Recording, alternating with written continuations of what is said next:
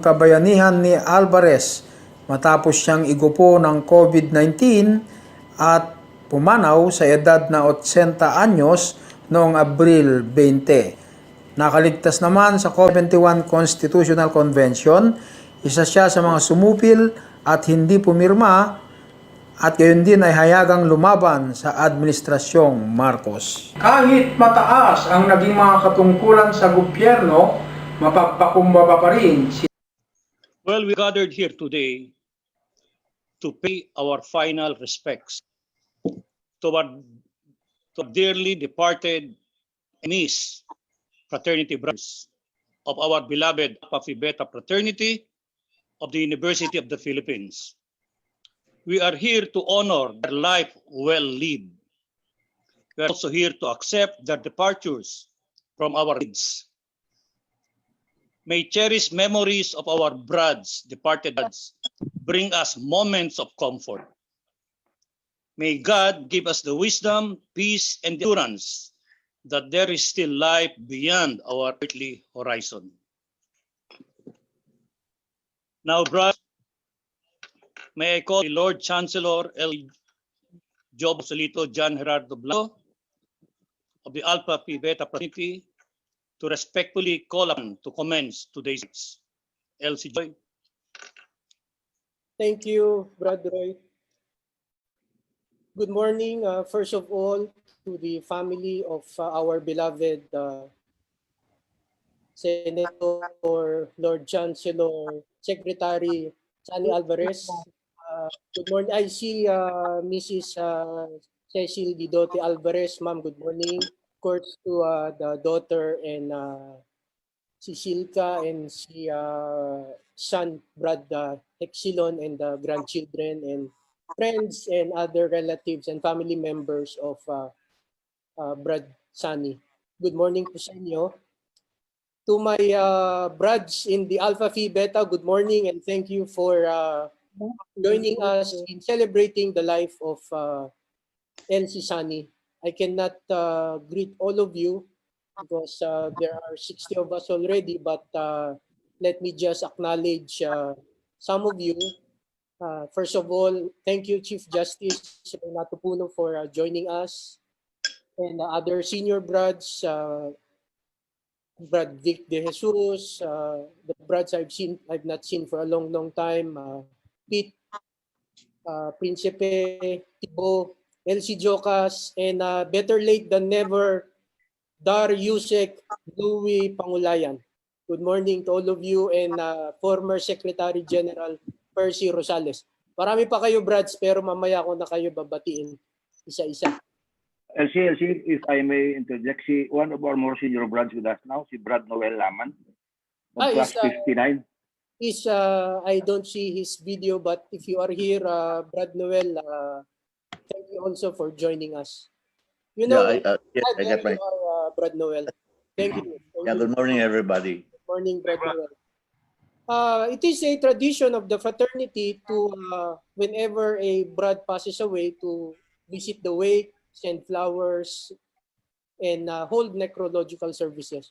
Whoever you are, whether you are senior, junior, popular, private, active, or not too active, it is our tradition. So we felt a little bit sad and incomplete when we could not do anything when Brad Sunny passed away a few months ago. Then we talked sa board kung how do we do this, and at that time we agreed, let's wait for things to settle down and let's have the proper ceremony when we can. But ang tagal na po, and we felt that we had to at least have this virtual or online tribute or necrological service so that we could at least pay our proper respects to one of our most beloved, most admired, and most owed. Owed na kinautangan, na hindi yung owed na AWE. Marami po kaming utang kay LC Sunny. That's why if we can start paying him back through this, we should. So thank you again to the family for being with us. and to the Brads for being here.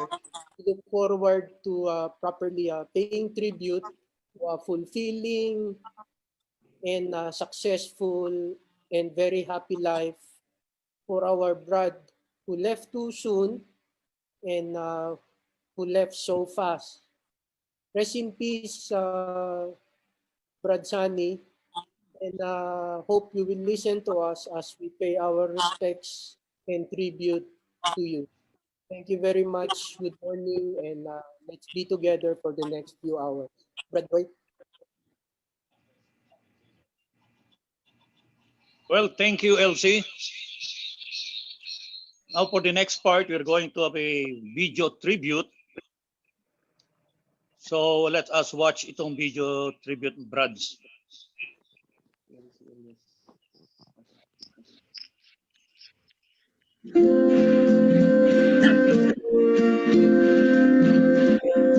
To dream the impossible dream, to fight the unbeatable foe, to bear the unbearable sorrow, to run where the brave dare not go, to right the unrightable wrong, to love pure and chaste from afar, to try when your arms are too weary, to reach the unreachable star. This is my quest to follow that star, no matter how hopeless, no matter how far, to fight for the rights without question or pause, to be willing to march into hell for a heavenly cause. And I know if I'll only be true to this glorious quest, that my heart will lie peaceful and calm when I'm laid to my rest. And the world will be better for this. That one man, scorned and covered with scars, still strove with his last ounce of courage to reach the unreachable star.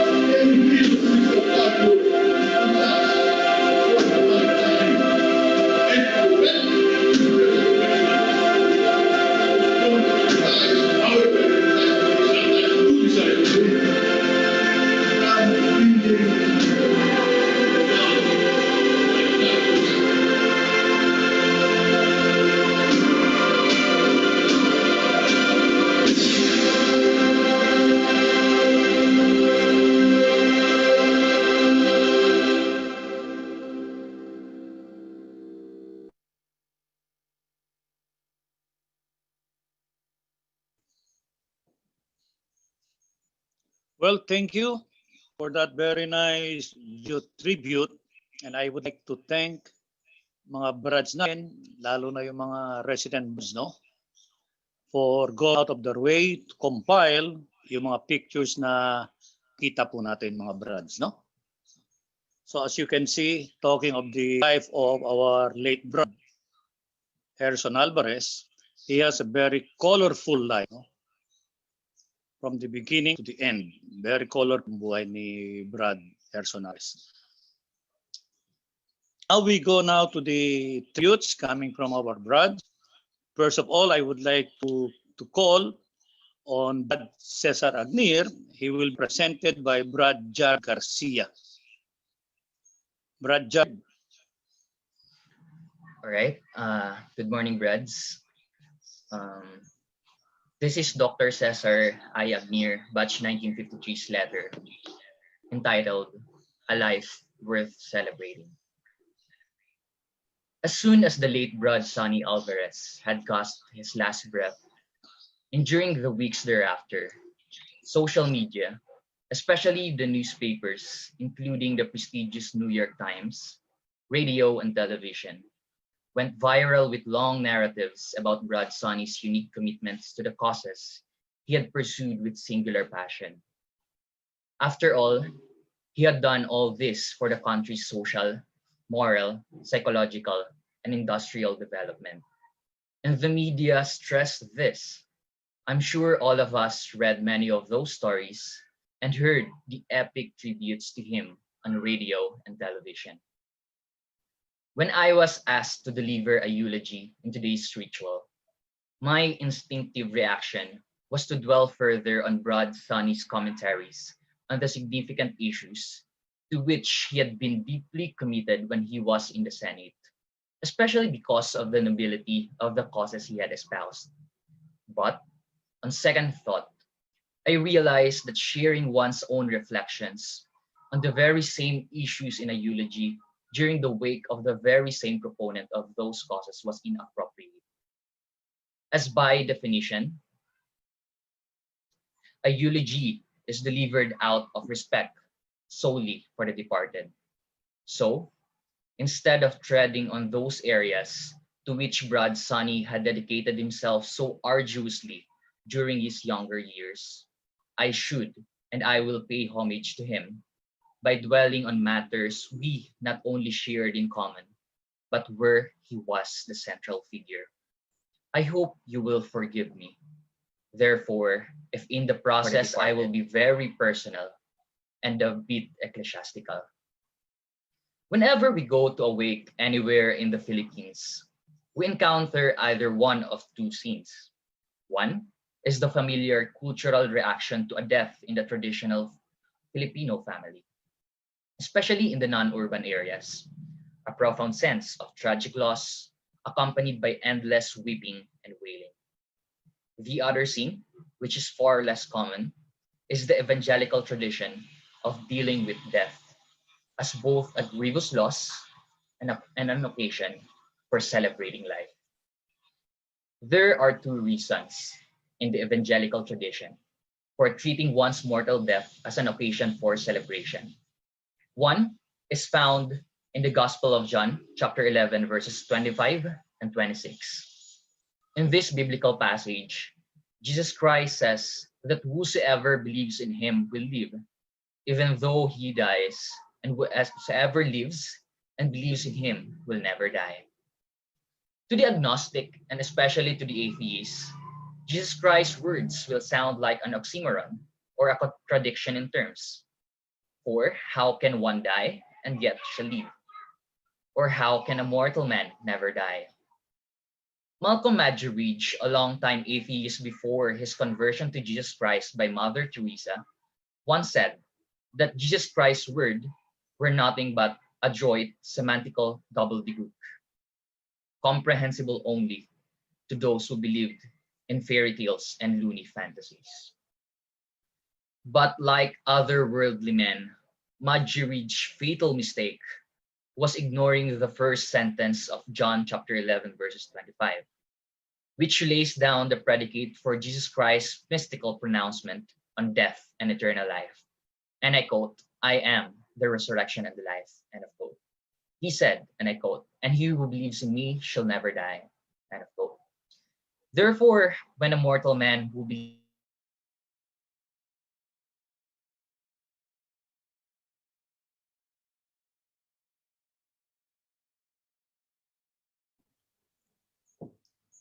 Well, thank you. Thank you, Brad, Jared Garcia. We'll proceed with other Brads. Well, earlier, tumawag sa akin si Brad Joey Lina. Sabi niya kung pwede siyang early magsalita dahil may radio program siya 9:30, no? So if Joey Lina, Brad Joey Lina is still around, you can come in now. Kung wala na si Brad Joey Lina, may I call on the Lord Chancellor ng mga residents, si Brad Elias Sadicon. Brad Sadicon? Good morning, Brad Roy. Good morning, LC Joboy, former LCs, Brads. Actually, I have the letter of Brad Cesar Agnir, and Brad Jared, who was tasked to read this, has been cut off. So I will continue on first reading the letter of Brad Cesar Agnir. To continue, this is from the letter of Brad Cesar. Therefore, when a mortal man who believes in the resurrection and the life ends his transient passage on earth, he will be resurrected by that very embodiment of creation, Jesus Christ, and rewarded with an everlasting life in the Spirit. Indeed, the Bible speaks of two kinds of death, temporal or secular, and eternal or spiritual. One may be alive in a temporal sense. He exists in the body here on earth, but be dead in a spiritual sense. Conversely, one may die in a temporal sense. That is, he departs physically from earth, but be alive in a spiritual sense. This is the context in which Jesus Christ makes his promise of everlasting life for those who believe in him. The end of a believer's temporary journey on earth is the beginning of the promised eternal life. This is what we celebrate during a Christian's passing away, as we do so today in honor of Brad Sunny, the promise of an eternal life for those who believe in Jesus Christ, the resurrection and the life. And where will we live that eternal life? The answer is found in John 14, verses 1 to 3, in which Jesus Christ soothes us with the reassuring words of comfort. Let not your hearts be troubled. In my Father's house are many mansions. I'm going there to prepare a place for you. And I will come back and take you to be with me, that you also may be where I am. What reassuring words of great comfort. What a beautiful promise for those who believe in Jesus Christ as their Lord and Savior. A life everlasting in his company at the very right hand of God the Father. A life with him in heaven. This is what we celebrate, we who are left behind. We celebrate today, even in the midst of grief, because we can rest assured that Brad Sonny Alvarez, who believed unconditionally in Jesus Christ as his Lord and Master, will be ushered by our Lord into a mansion at the right hand of God. The other reason for treating one's mortal death as an occasion for celebration, though temporal, is nothing less mystical. The mystics tells us, indeed, our lives and our talents are God's gifts to us, and what we do with them are our gifts to God. Quite appropriately, because of the kind of life that the highly gifted Broad Sonny lived, because of what he did with his life and varied talents as a thanksgiving gift to God, his mortal death, while a tragic loss, is an occasion for celebrating. We celebrate the memory of a rich and meaningful presence because Broad Sonny was kind, caring, and benevolent. His loved ones are deeply grieved, and rightly so. But precisely for those very same reasons, those of us whose lives Broad Sonny touched so deeply, so tenderly, so meaningfully, apart from grieving, we also ache to celebrate that life as a living testament to the eternal virtues of respect, reverence, humanity, rectitude, compassion, and love. For these were the core values that Broad Sonny embodied in his 80 years as a child of God.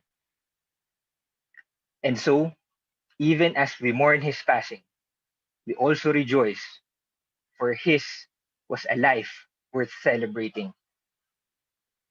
If, as the Apostle John says, Jesus Christ came that we might have life and have it abundantly, so did Broad Sonny come so lovingly into our midst. In the process, those whose lives were privileged to have been enriched by their close involvement with him also lived and continue to live full and abundant lives.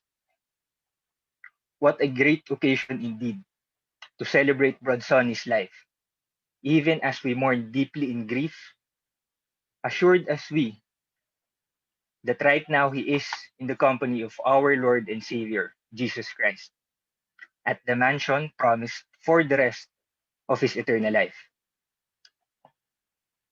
Like many of our broths, I too have many recollections about Broad Sonny that I could share with you. But there are too many for a short manuscript like this.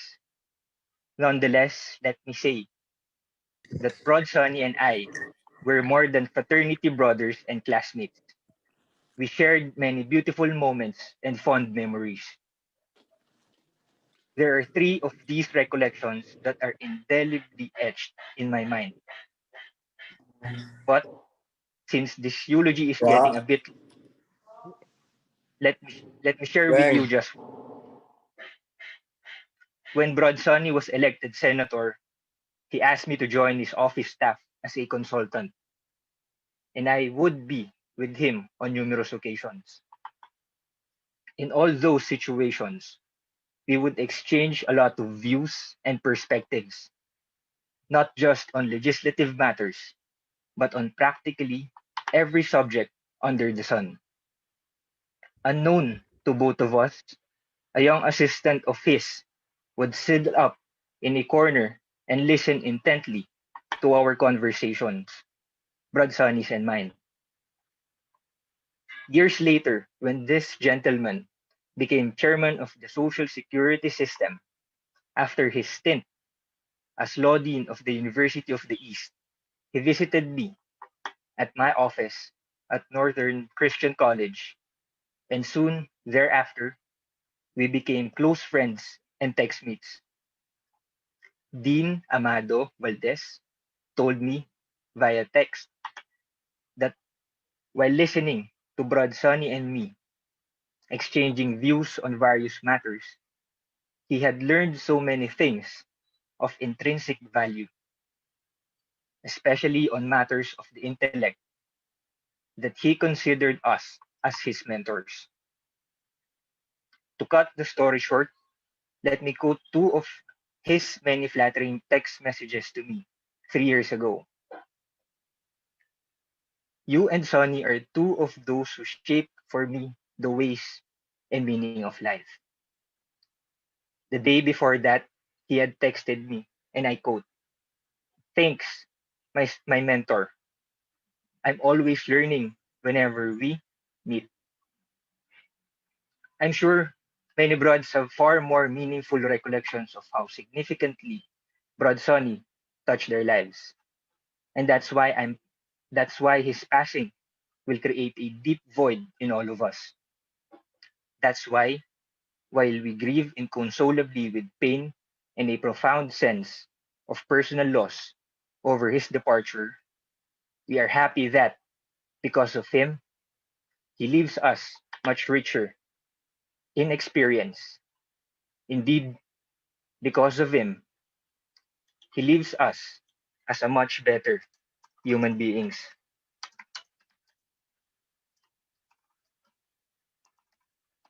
That is the end of Brad Cesar Ayagnir's letter and eulogy to Elsie Sonny Alvarez.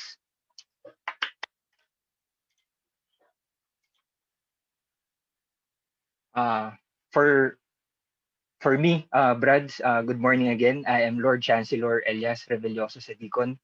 Uh, I'm humbled to be in the presence of very senior Brad's, Chief Justice Renato Puno, Brad Noel Laman, former Lord Chancellors. I'm humbled by your presence, and I'm anticipating that the stories that you will share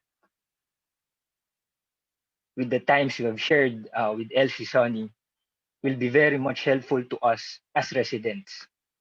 This is for us to vicariously live and share what you have lived and shared with Elsie Sonny. But allow me to share a story of mine. Uh, this is during my local government law class with a particular professor in UP Law. And she has this penchant of always asking for the names of petitioners and respondents when she gets on to discuss a case. And one classmate of mine was called, but not having prepared to know exactly who the petitioners and respondents were in a case, uh, I volunteered because the case was Alvarez versus Bingona. I said, the name of the petitioner is Heherson Alvarez. He's a former senator, former secretary, and an alumnus of this university. She corrected me and said that it is pronounced Heherson and not Heherson, as I have said.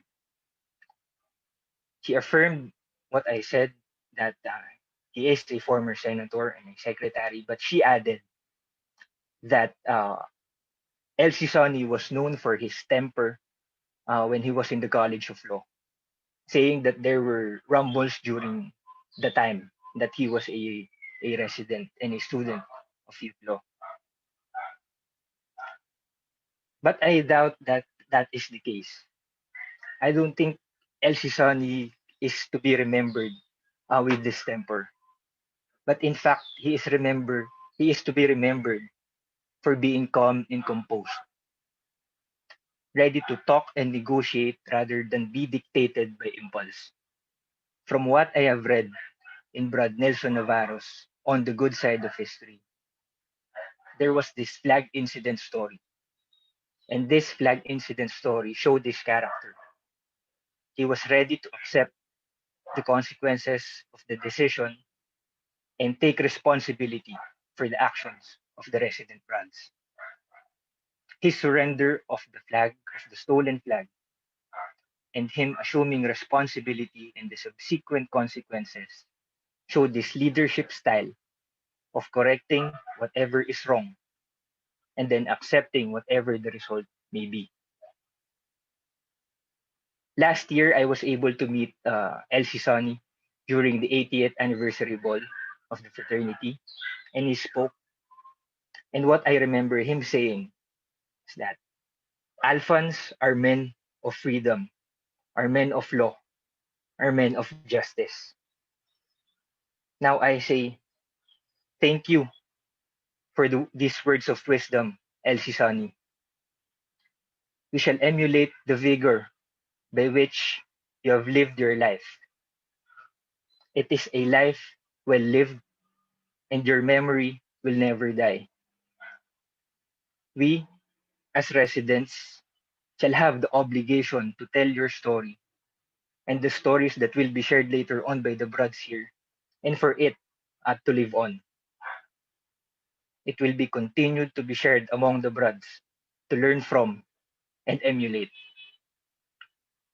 Condolences to Ma'am Cecil Guidote Alvarez, to Brad Hex, and Ma'am Silka who are here. Please accept my sincerest condolences and sympathies. We as residents will continue to share the story of your father, of your husband. Thank you, Brads.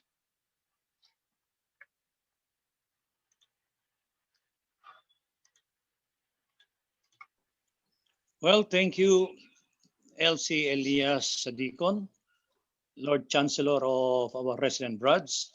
Now for our next Brad, may I call on Brad Chris De Jesus.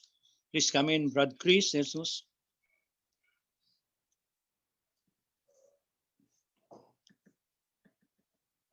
Come in, Brad. Hello, Chris. Brad.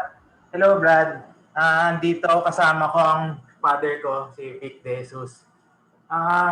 Short lang yung message ko. Kwento ko lang yung mga mga pinagdaanan namin ni LC Tito Sani. I call him Tito Sani before. Bata pa lang ako, hindi pa ako Brad. Siya nakasama ng tatay ko kasi diba nung galing sila ng States, tumakbo siya ng senador. Kaya yung can you hear me, Brad? Okay ba ako? Narinig niyo? Oh. So, Yes, si Hex, kababata ko yan. Hindi pa kami Brads parang Brad na kami dahil lang nakikita namin mga Brad, sina Tito Sani, Papa ko, si LC Jocas, sina JC Racimo, sina Tibo, si Tito Manding Gonzales. So, mga Brads na talaga nakikita namin. Kaya ang laki ng impluwensya ni LC Tito Sani sa akin. Yung father ko, nag-work siya kay Tito Sani as a writer kasi alam niyo naman tatay ko magaling magsulat. Tapos kwento lang ako ng mga onting storya, yung summer break namin ni Hex nung sa eskwela. In-employ kami ni Tito Sani as parang assistant niya, mga taga-alalay, taga-karga ng mga gamit, tapos sama-sama kami sa kanya sa Senado. So nakita namin yung buhay niya, masyado siyang disiplinado sa trabaho, sa umaga pa lang sasakay ng van papunta sa sa Senado, nag-prepare na siya, nagbabasa ng mga ng mga dyaryo, ng mga trabaho. Tapos sa environment, talagang passionate siya na makatulong sa environment, kaya nakuha ko rin yun, naging environmentalist na rin ako, kaya ako nagtatanim-tanim ng mga puno sa UP. Tapos yung mga memorable na ginawa niya para sa pamilya namin, bukod sa in-employ niya yung tatay ko as writer, meron kaming naging problema sa family, nagkaroon ng may threat na nangyari sa pamilya namin. So kinailangan namin protektahan yung family namin. So kailangan namin humiram ng mga baril. So nung tumawag kami kay Tito Sani, walang tanong-tanong, may ba kayo, permit to carry ba kayo, walang ganyan. Pinahiram kami ng mga baril. Tapos isa pa yung yung pinanganak yung kapatid ko, nagkaroon ng komplikasyon yung nanay ko noon. Hindi nag-atubiling tumulong si Tito Sani na kumbaga parang mag-ambag ng hospital expenses para sa nanay ko. Kaya ang laking tulong ni Tito Sani sa pamilya namin. At also, nung nagkasakit pala yung nanay ko, tumawag siya sa akin. Sabi niya gusto niya daw dumalaw, kaya dumalaw sila dito. Nangamusta sa nanay ko. Kaya ang laking tulong ni Tito Sani sa pamilya namin at saka na-influensyahan niya talaga ako ng malaki kung bakit ako ganito ngayon dahil isang rason dahil kay si Tito Sani. That's all, Brads.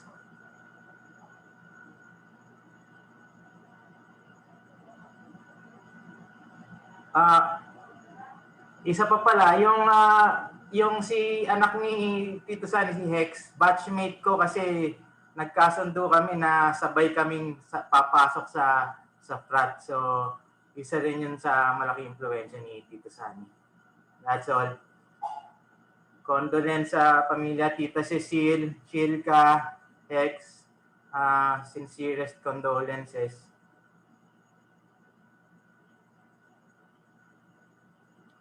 That's all.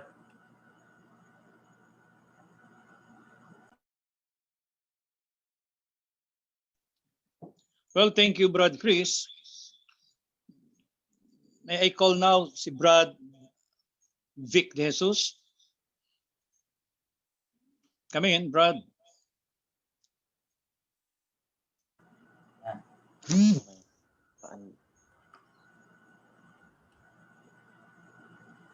Greetings to the family of Brad Sani, to Cecile, to Hex and Chilka. What I will cover in my short talk are some of the very human experiences with Brad Sani.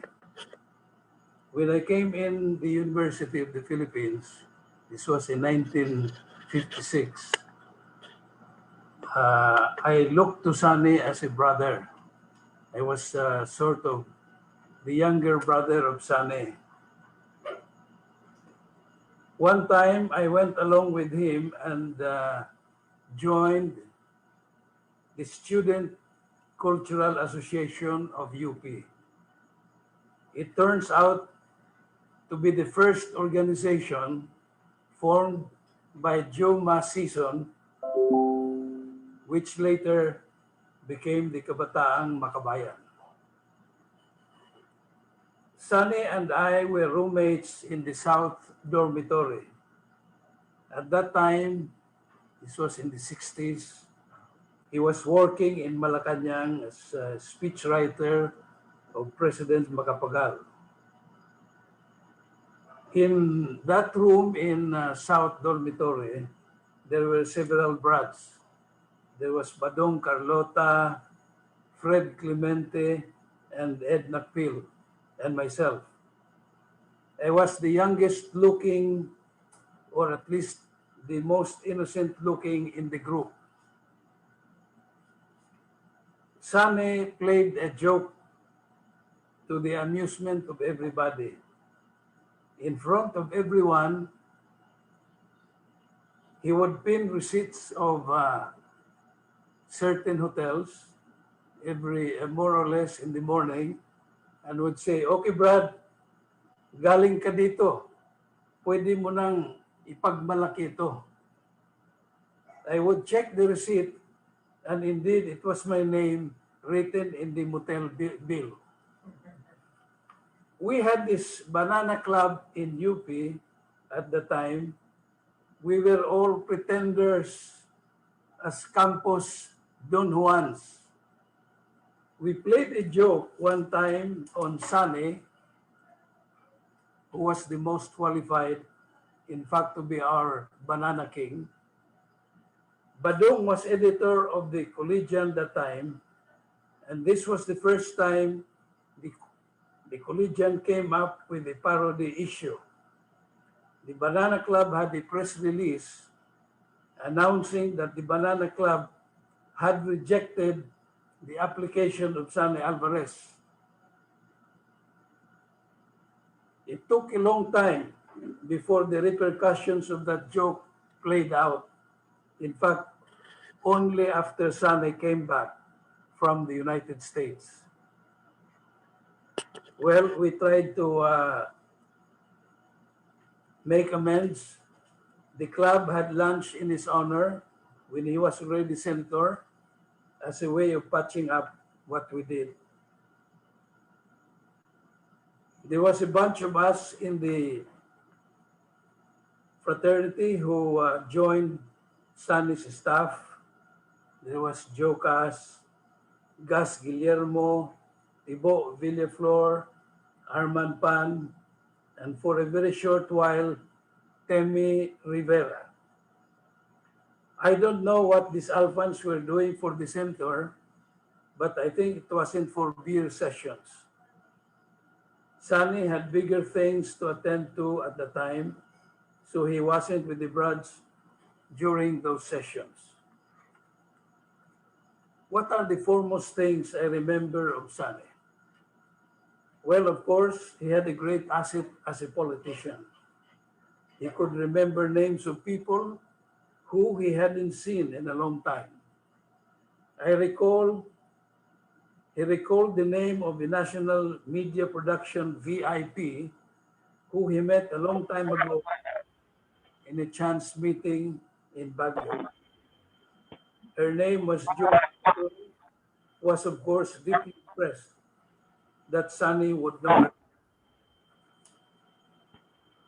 Sonny, of course, had the gift of tongue. But what was impressive when he came back from the United States was his mastery of our national language. He was as fluent in Filipino and could discuss serious matters in that. Sonny was particular with written words as well in speeches. It was a delight for me to compose concise, polished correspondence where now and then I would insert some elegant phrases that I was sure Sonny would be pleased with. Now and then, when writing speech, I would insert rather highfalutin words, and Sonny would surprise me by using it. Like there was this word, flumoxed, which I found bewildering. Sonny was generous when he handled very formal speeches. He would give us bonus for writing his speech. Sonny was quick to help. As already mentioned by Craig, when my wife delivered our baby girl, he slipped a sizable amount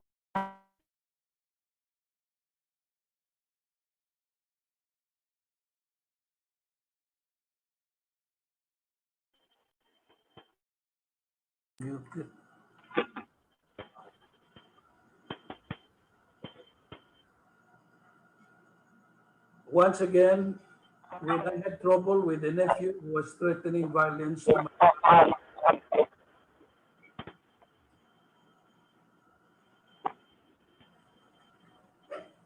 he unhesitatingly lent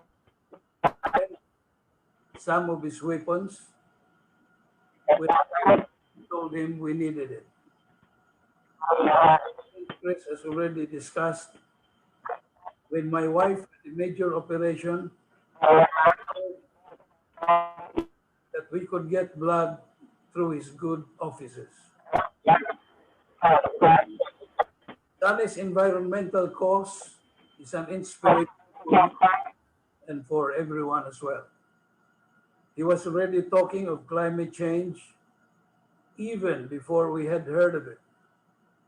I am grateful that through speech drops, he brought me into his personal commitment to the environment, to agrarian reform, and so many other causes. I thank Brad Sonny for this and for many worthy causes he made me participate in. This, to me, is his lasting legacy. Again, greetings to the family of Sunny, Cecile, Chilka, and Brad Hicks.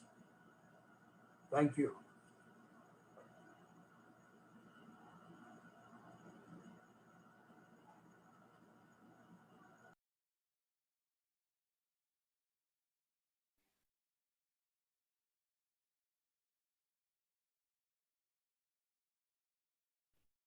Brad Roy.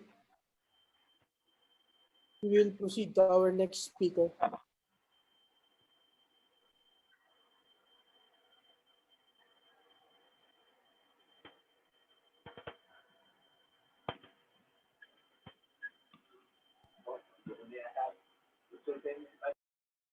Brad Roy.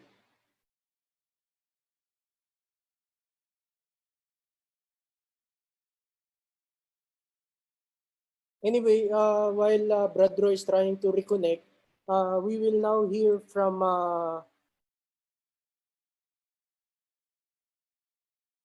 okay, yes, nawala daw siya, no? We will now hear from Attorney Noel Laman for his tribute to Brad Sani. Brad Noel. For ano po, for guidance, after Brad Noel, it will be LC Joe Castigador. Brad, we will now hear from Attorney Noel Laman. Good evening. Good morning, Brads. Yeah. I'm a senior member of the frat. I joined in 1958. They call it, I think, 58B, 8B, because it happened during the first 3 months of 1958. So I didn't have that many years in fraternity, but one of the more memorable events during my short tenure in the fraternity was being able to meet and know quite well our Brad Heherson Alvarez. He was in another part of the university at the time. Met him. He was. I found him to be very articulate, not only in campus issues, but also in national issues. Right there and then, I knew that one day he will become a national leader, and and rightfully enough, when I started my law career, he was, I think, at that time already in the forefront of the national movement for change in the administration of our government. He continued his very fiery stand against corruption, against the oligarchy, and many other issues which were quite pressing at that time. When I started travel as a lawyer, that was after 1972, I had a chance to meet him one time in New York City. And the fire in his eyes, the conviction, the idealism were still there. And he was just biding his time, so to speak, until things change, until the Philippines really undergo a real change. I knew that he was communicating very closely with the family, with Nino and his family, who were then residing in Boston. Unfortunately, those trips did not allow me so much time to be able to do personal matters. But the very little time that I had, I met him. In fact, not in his small apartment, as he said, which he was sharing with his wife, Sister Cecile. But in fact, in one of the corners of Manhattan, where he was leading a street march or a street appearance before so many Filipinos living and working in the city. Things became a little more easy for both of us when he became a senator and he was chairman of the Senate Blue Ribbon Committee. One of the very first thing that he did was to appoint the law firm, which is Castillo Laman, to be the general counsel of the committee. And in that kind of work, although I was not directly involved, I was directly in touch with him quite often. He would come to the office, share his concerns, discuss legal issues and all that. During the last few years, maybe should I say the final years, about 3 to 4 years ago, he started introducing to us foreign businessmen who were involved in things that are connected with climate change, and he asked for my help in order to get protection for the proprietary things, knowledge that these foreigners are bringing into our shores. And I used to see him at least once a month, maybe twice a month even. So his dedication to country in my book is legendary. He started it when I first met him in 1957 as a member or would-be member of the fraternity. And that continued all over the years. His fire and brimstone speeches did not lose its vigor during a period of time. He was really a remarkable human being and always dedicated to issues that affect not only our government, not only our country, but universal issues, foremost of which is climate change. So the last time I saw him, I think, was during the wake of one of our brads at the Loyola Memorial at in Makati, in Guadalupe, Makati, and that could only be our final meeting. There was I was so shocked when I was told that he was not only contacted COVID-19 with our sister Cecile, but that he was the only one intubated,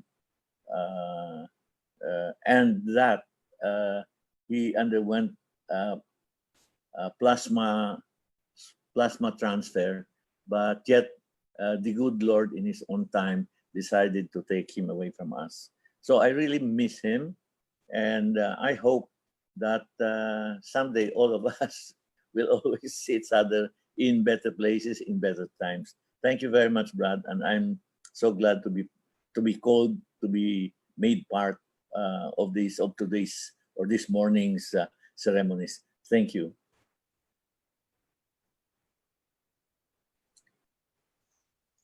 Thank you, Brad Noel. Well, thank you, Brad Noel. Ang susunod po na Brad po natin, si Brad Joey Lina. Brad Joey, come in.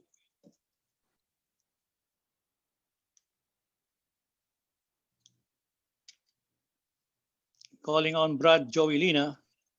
Come in, Brad.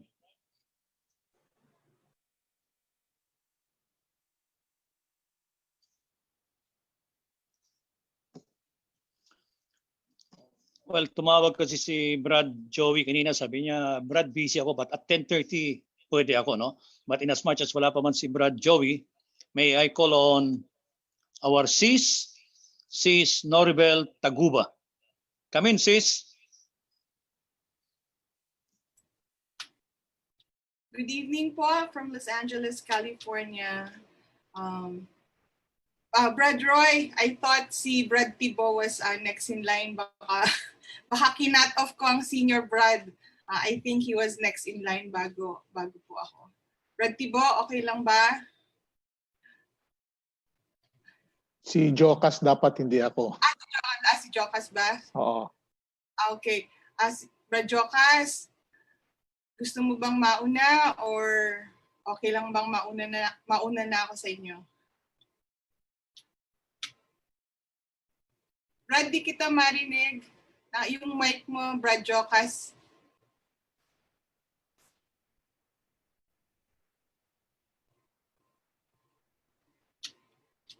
You're muted, Elsie. Brad Rob, can you unmute LC Jocas? Brad Rob. Sige, Elsie, can you hear me now, Elsie? Can you hear me now? Okay. Of course, dahil nawala na si Sis, ako na lang. My first job in government was with the office of then Senator Heherson Alvarez. Heherson because he was the son of his mother,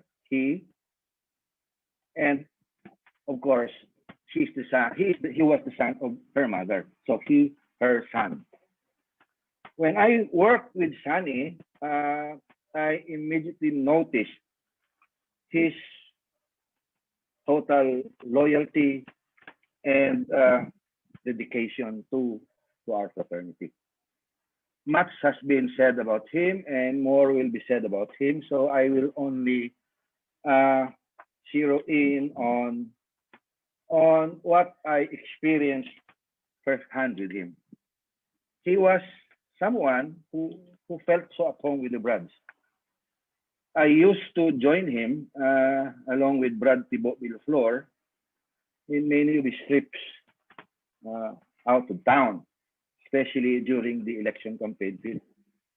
And since hotel rooms were almost always occupied by other candidates and their staff, there were so many times when the three of us would have to share the same room. I recall one time when we were in Cotabato City after a whole day of campaigning. We were so tired that we wanted to sleep right away. When the door of our room was closed, Sunny immediately took off his clothes. He felt so at home with us that even when he was in his underwear, he felt nothing. He felt nothing at all, and he even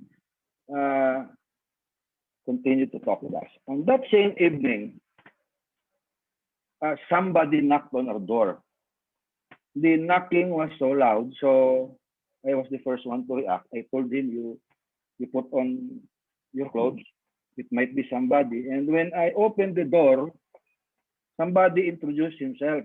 I am the chairman of the Magnificent Seven. So I asked him, sir, may I have your name?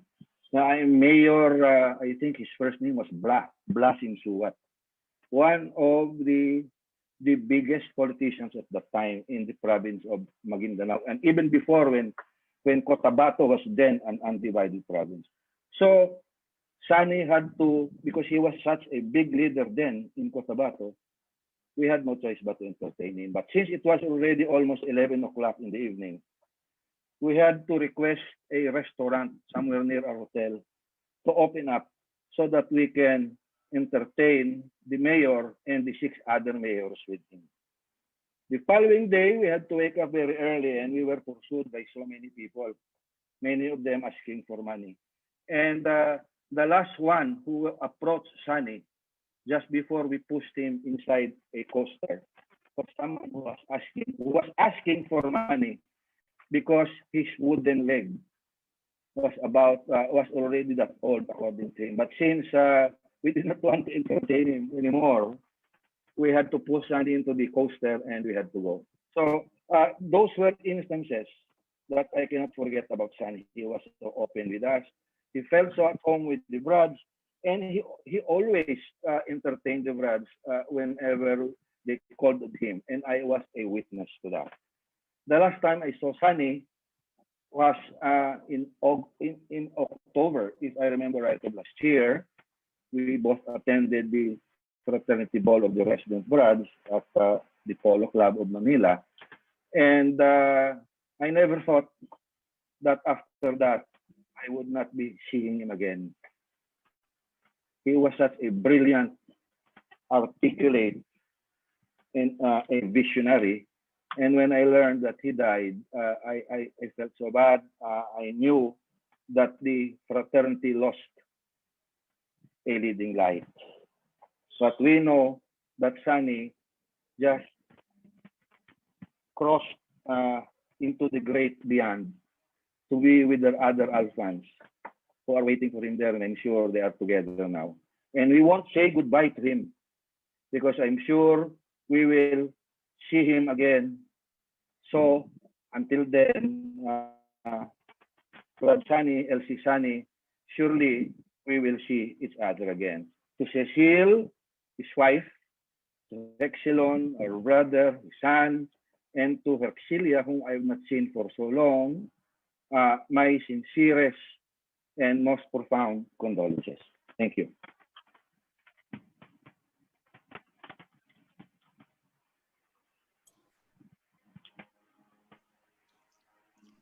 Well, thank you,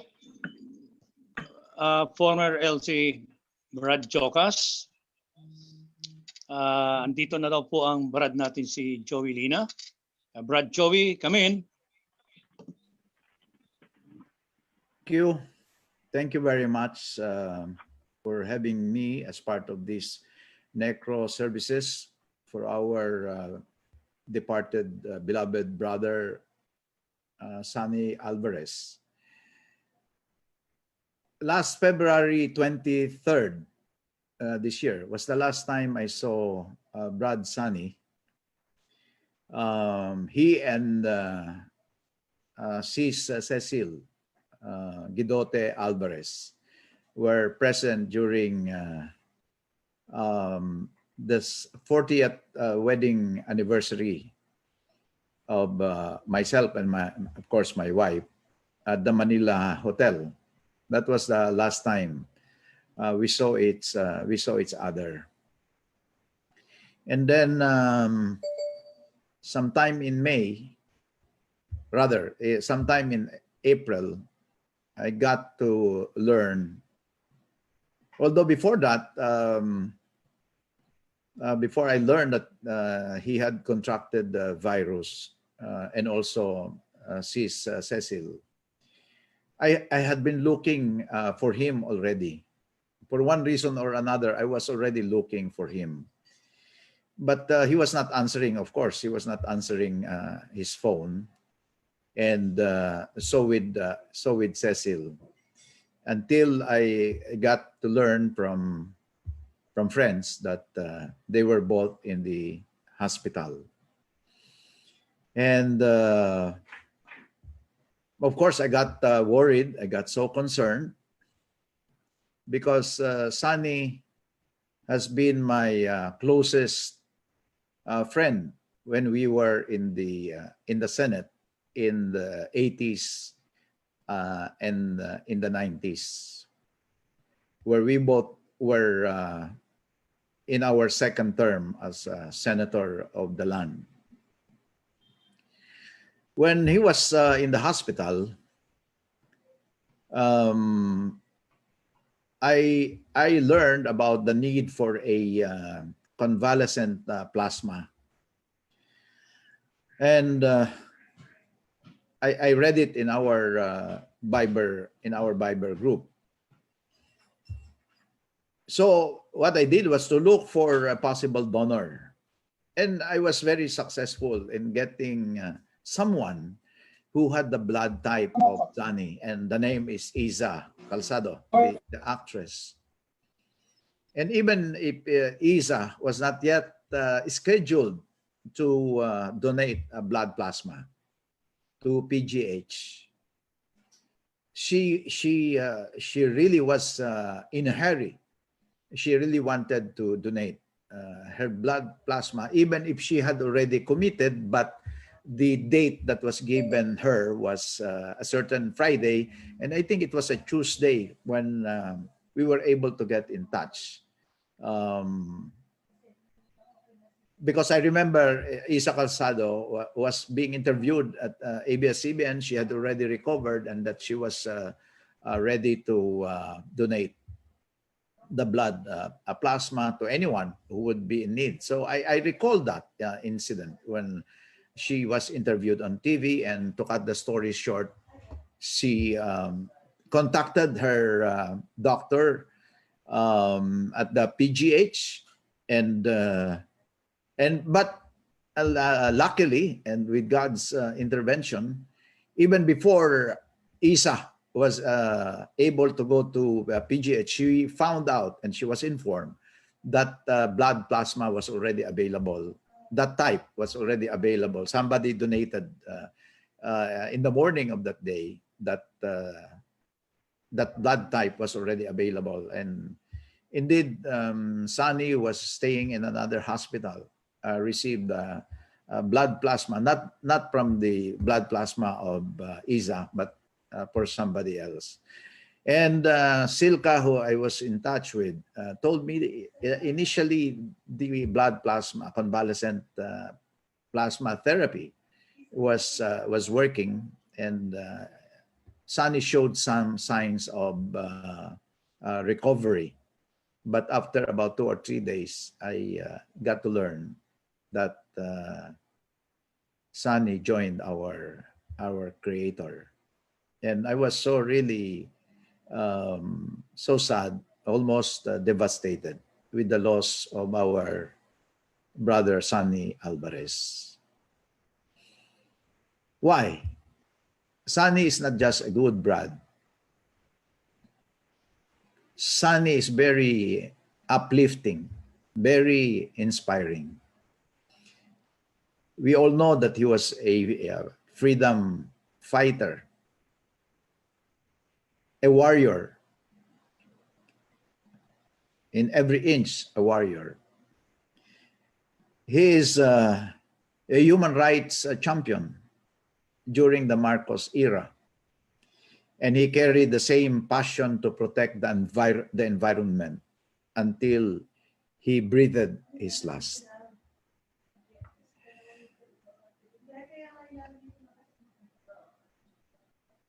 And I felt our country lost a great man, a pillar whose tenacity in warning and getting people to act on climate change was legendary.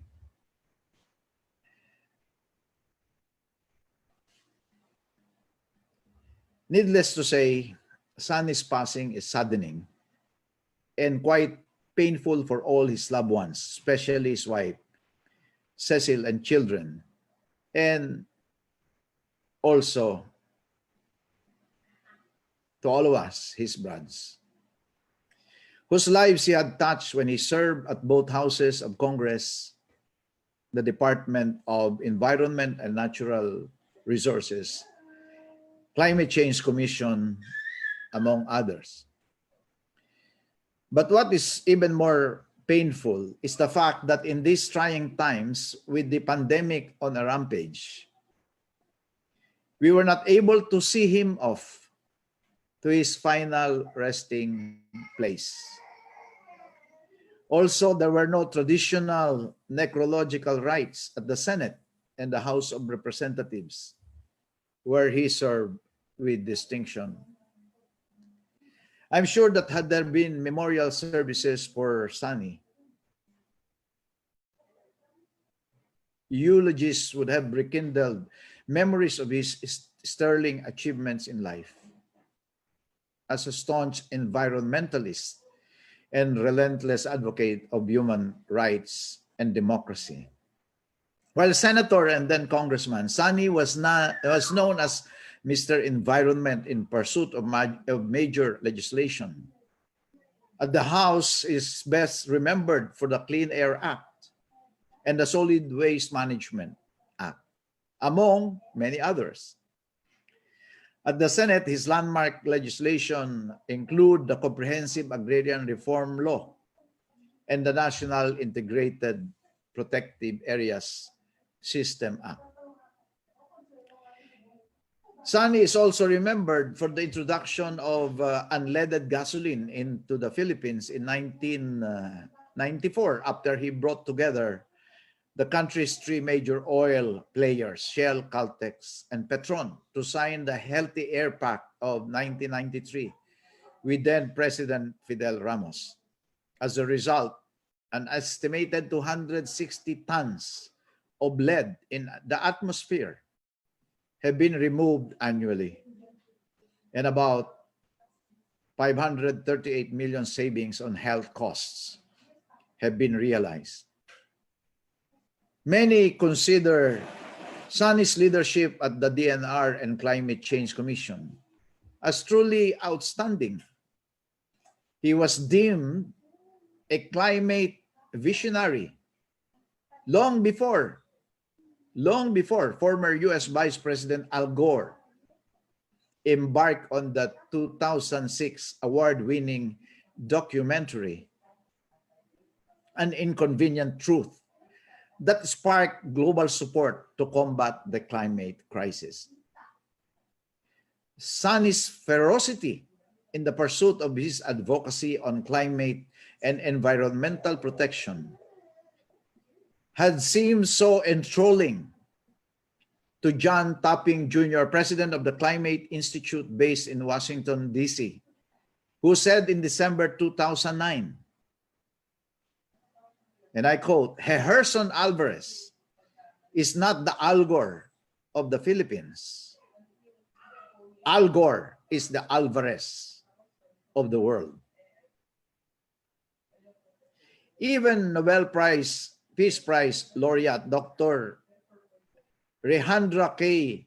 Pachauri, when he was chairman of the United Nations Intergovernmental Panel on Climate Change, acknowledged Sonny as, and I quote, "a prominent leader in the Philippines who has made major contributions in the fields of energy, environment, and climate change, both in the country and globally." As an unwavering advocate of freedom and human rights at the height of the Marcos dictatorship, Sonny founded the Ninoy Aquino movement, which the Wall Street Journal called the biggest and the best organized opposition movement in the US. On the struggle of Sonny and the movement then, an editorial once said, "It took 2 years and house-to-house campaigning on a shoestring budget for him and other exiled opposition figures to gain headway by gathering documents about the prime real estate in the United States, and the Marcoses were grabbing up the human rights abuses by the military back home and the questionable Marcos wartime medals. The group gained medium mileage in the United States and got the attention of American politicians who subsequently cut down US military support to Marcos. But Alvarez paid a high price for his work in the movement. He never got to see his father again, a guerrilla during the Japanese occupation, who died of a heart attack after Heherson's brother, Marshman, also an activist, was abducted and ruthlessly tortured. Marshman's mutilated body was found in the churchyard of the Alvarez hometown of Santiago, Isabela. For his sacrifices and heroic pursuits while in self-exile in the US, and for his unwavering commitment to fight the good fight in his various endeavors, Sunny deserves all the accolades from a grateful nation. Farewell, my brad Sunny. Your legacy of service to our homeland, marked by your selflessness in giving your time, talent, and treasure amidst the dangers you went through to regain your people's freedom and restore democracy, shall be forever etched in our memory. Your gallant efforts in a life well lived shall serve as inspiration to your brads in the fraternity and to the youth, especially of this generation and the generations to come. Brother Sunny, we share the same dream for our beloved country, a dream that will never die. By your death, our dream will become more alive and pursued with more vigor and resolve. Farewell, Brad Sunny. May God grant you eternal rest.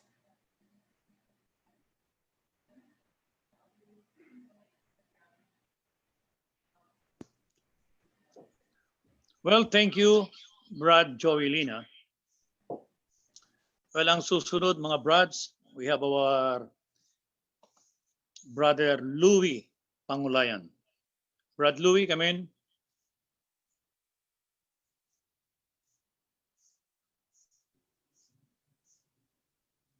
To our, Come in, Brad Louis. yes, good morning.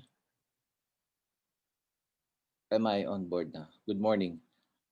First and foremost, I would like to greet our beloved, most distinguished Senior Brad, Chief Justice of the Supreme Court, Brad Renato Puno.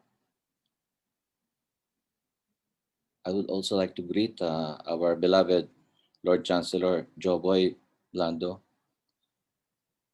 my distinguished Senior Brads, former Lord Chancellors,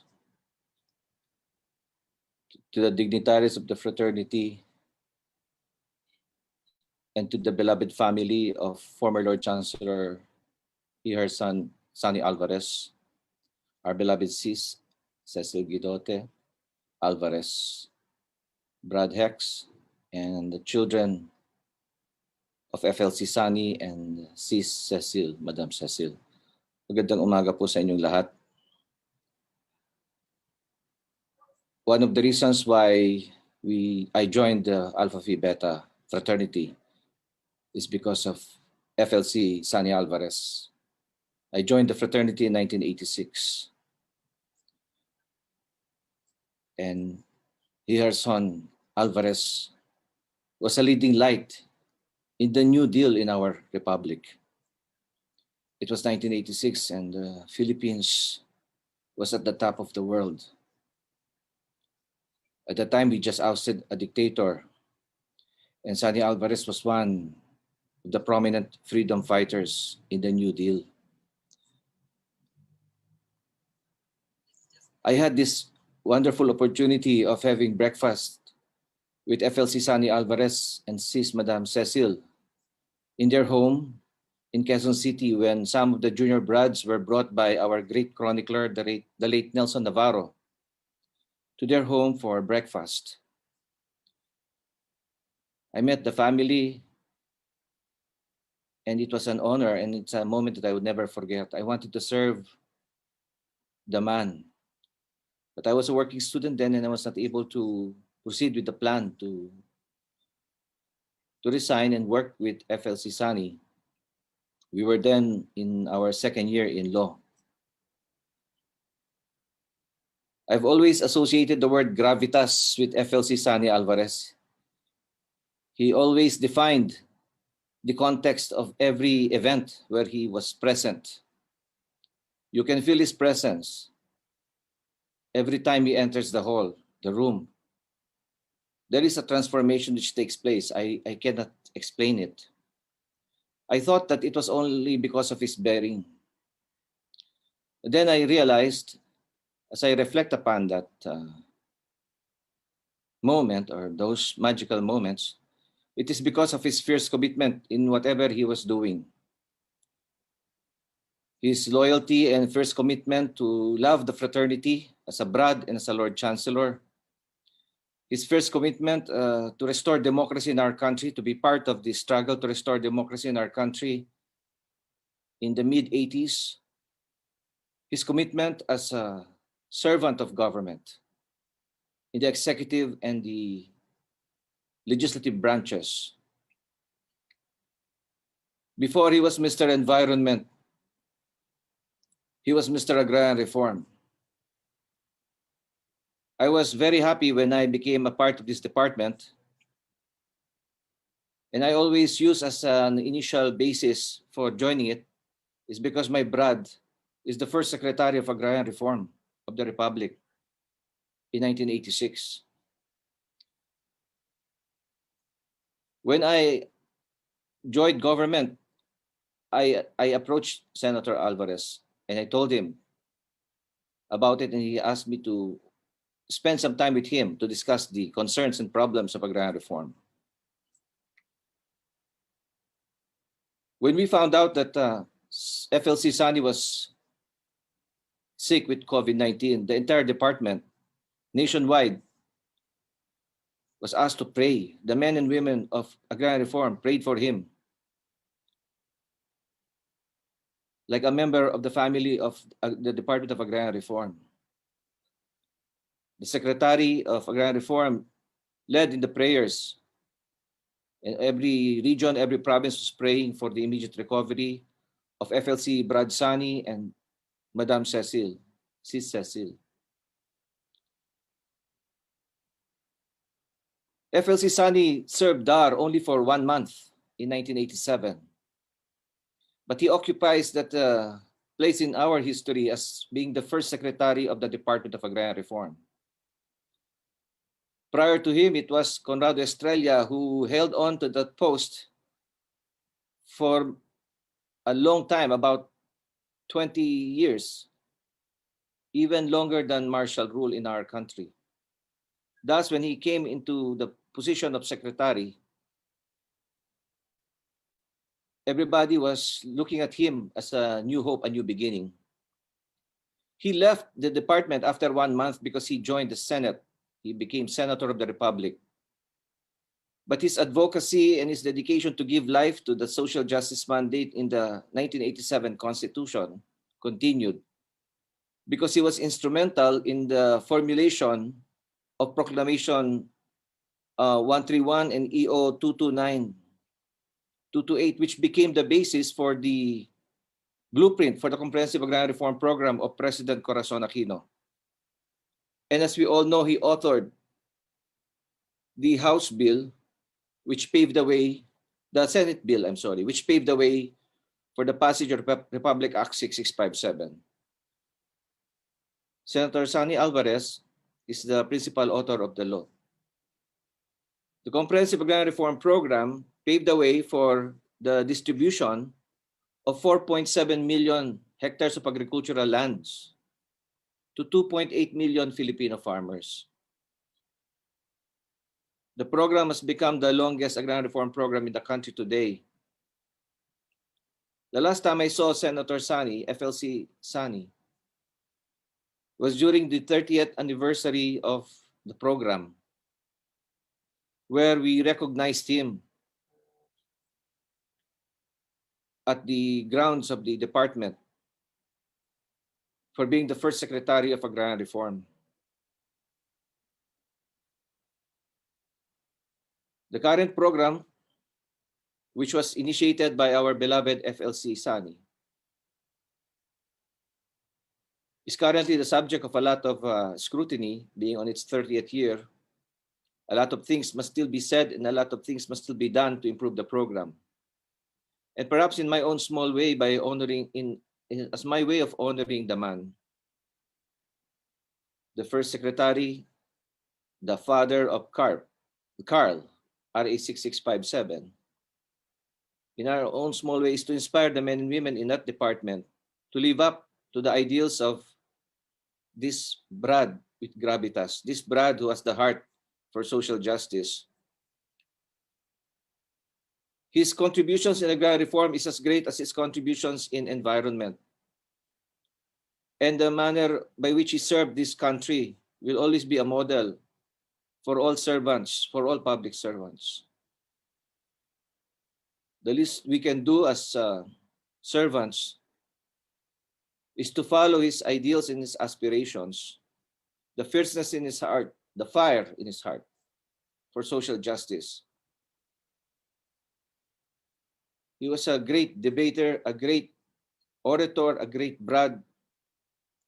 It's measured by his words, by his presence, by his actions. We were all quite saddened by his demise. He has done his mission here on God's earth. He has been summoned by the Lord, but all his good works, his great deeds, all in the humble service of the Lord, he now reaps the rewards, and he is with our Lord, the reward of eternal life. And as stated by LC Jocas and LC Senator Joey, he's there now with the Brads. Thank you, FLC Sani, on behalf of the men and women of DAR, in behalf of the farmers which benefited from your initiatives. We will try to improve on the program and make your vision come to life. On behalf of the family, thank you for giving us FLC Sani Alvarez. Madam Cecil Guidote Alvarez, you will always be an inspiration. We share with you the pain of the loss of a man like FLC Sani. We are one with you, Madam Cecil. We never left you. You're always in our thoughts and prayers, in the same way that your family is in our thoughts, in our prayers. FLC Sani will always be a guiding light. I will always be mystified by his gravitas, and I will always respect his great legacy to the Republic, to the university, and to the Alpha Phi Beta. Long live Sani Alvarez. Maraming salamat po.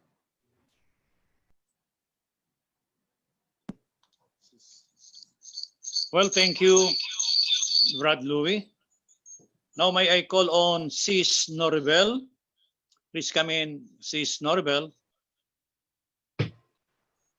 Thank you, Brad Roy and Elsie Joboy. Good evening from Los Angeles, California.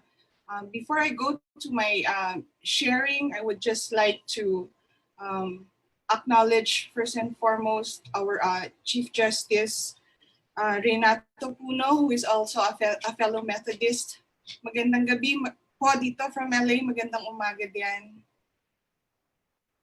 Kay Senator Joey Lina, I was there when he was a co-senator of Senator HTA, as I call him. And I remember Senator Joey Lina was the youngest senator during my time in the Senate. It's nice to see you again. Sabi ko ng asawa ko, you don't look your age po. Looks like you're just 50s or 60s. I also would like to acknowledge Ma'am Cecile. Maganda pa rin po kayo. I'm so happy to see that, you know, you're doing well. You look younger. You look rejuvenated. I remember you so dearly. Jay and me and Nestor, we remember our helicopter rides with you, ma'am, and your kindness to me. Chilka and Hex, you might not remember your Ate Belle. Chilka, you were just always swimming. I remember you running away from me and going so deep into the waters. When we went to Ilocos, I couldn't even go after you. I was so proud of you when I learned you became a lawyer and pursued so many other things and helping others just like your dad would have wanted you to do. Hex, mamaya ako ibubuking yung mga kalokohan niyo ni Mikey Arroyo, if I may say. Hindi alam yata ni Ma'am Cecile yun. Brads, I am Noribel Taguba, formerly De La Cruz. I'm batch 91D, and I'm a cousin of Paul Randy Senense, also a Brad. I currently reside in the United States. As a public health nurse, I changed careers, and I am the incoming Lady Chancellor of the UP Phi Delta Alpha Sorority, US and Canada Chapter Alumni Association. And I would like to say I am very proud that the UPPDA is a 501c3 registered with the state of California, and we beat all our Alphan counterparts here, pasensya na Brads, but we did it because of another Brad who passed away last year, a very dedicated worker of God also, the Brad Armando Ding Lapus. I would like to thank all the Brads, and this is through Sis Jackie Ramones for making me a part of this celebration of life, if I would say. I join you in representing all your sisters and Brads here in the United States and Canada, as we come together not only to have eulogies and to one by one celebrate the accomplishments and the great things that the Brad HTA, I would call him HTA, have done, not only for himself, for his family, but more so for the people of the Philippines. I would like to share with you some pictures that, you know, whoever amongst you are my friends in Facebook, you might have probably seen them before. And I have prepared some things here too, but I have a tendency to share things spontaneously kasi iba yung galing sa puso. Prating sinasabi sa akin ni HTA before, Bel, yung galing sa puso, hindi scripted. And yun ang natutunan ko sa kanya, and yun din ang natutunan niya sa akin kasi parati kaming nagsuspontaneous before. I served with him in the 90s. That will tell what my age is. But I just wanted to give you a brief background how I learned about it. This is my sister texting me on March 31st, and I don't really read pep.ph. This is what she texted me, and I just said, oh my. I work with the public health department in LA County as a program manager and a public health nursing supervisor, and we cannot even touch our phones. I cannot even use my personal phone, but this is her texting me in the middle of the afternoon on a Tuesday. And then I went to Chilca's post, and I saw this on April 6th that Mom Cecile was getting better, but unfortunately she couldn't play our messages to Senator HTA because now he is in the ICU. And then wee hours of the morning of April 20, my sister at around 2 in the morning texted me this news from pep.ph. I don't usually read unreliable sources, and so I had to double check with all my coworkers, with my team in the Senate before. And when I looked at my Facebook posts, it was true. The great HTA, as I would call him, has joined our creator. This is the very first time I met Senator Alvarez, and this was July of 1992 at the Coconut Palace. And he was just going around the table taking pictures with the CISES and the Brads and all the NGOs and all the people who supported him during the campaign. And this was during his second term in the Senate. And of course, as we know, he landed that position, and he was among those who got the high votes. He actually, after he went around, he went back to our table and he started talking to me. When I mentioned that I was an Ilocana, I come from Bayombong, Nueva Vizcaya. And when I said that I'm actually an apo of Leonie Perez, he started talking to me. We talked about so many things. He asked me if I knew how to speak Ilocano, and HTA had an accent. Of course, he lived in America for a while, and he had that accent. But when he talks in Ilocano, he has the punto. We always say, "Sir, natangkinti artayo kintiti." So it was funny because he was amazed that I can speak Ilocano and that I knew Leonie Perez. And then we started talking about Leonie Perez and about Kaloy Padilla, that even though they were fraternity brothers, that they were, political rivals in Nueva Vizcaya. We talk about even Brad Lambert Galima. And he said like, there's something in you, sis, there's something in you. Kahit ka nga makatungtong ka pa eh. And then after that, I think that was a Saturday. On a Monday, as I was going back to Sampaguita dorm, in the message counter, they gave me a note. And they said, hey, you have a note here to call the office of Senator HTA, and which was in Gotesco Towers somewhere in Manila, near the bridge. And then after that, they called me. I made an appointment. And then after that, LC Amar Mambuay called me and he said, sis, may bilin sa akin kasi pinapatawag din ako ni Senator HTA. Punta daw tayo, sabay na tayong magpunta sa kanya. So yung appointment mo, appointment ko rin. So that started my stint as a student worker with HTA. After that, I had the opportunity for him to read my thesis in college. Sabi niya sa akin, bakit Tagalog ang thesis mo? Why Tagalog? Sabi ko, sir, or Filipino. Sir, sabi ko, mas na-i-express ko po ang aking sarili kapag Tagalog. Pero lahat ng resources mo, English, sabi ko, mas mabuti yun, sir, mas mainam yun. At saka, iba kasi, sabi mo nga, sir, galing sa puso. Mas gusto ko to. De La Cruz talaga ako, pero galing Pulilan, Bulacan, pero ang pamilya ko nag-migrate ng Vizcaya. So, na-imbibe ko na yung pagiging Ilocano.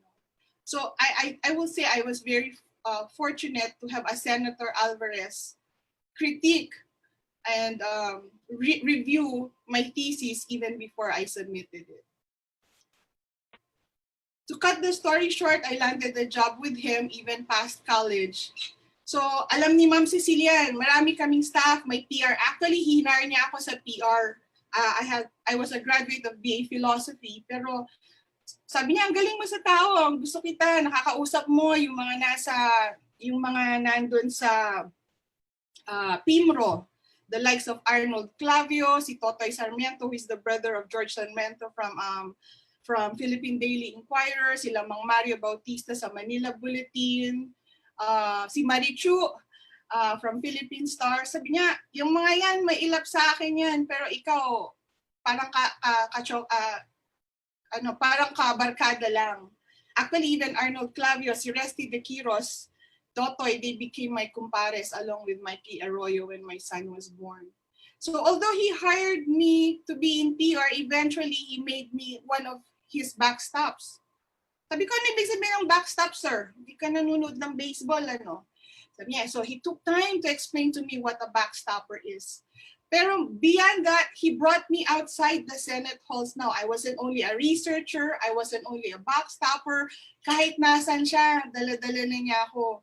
And this, I believe this was one of our trips in either Cavite or Laguna. And they usually give him gifts after ng mga speeches niya. These are tokens.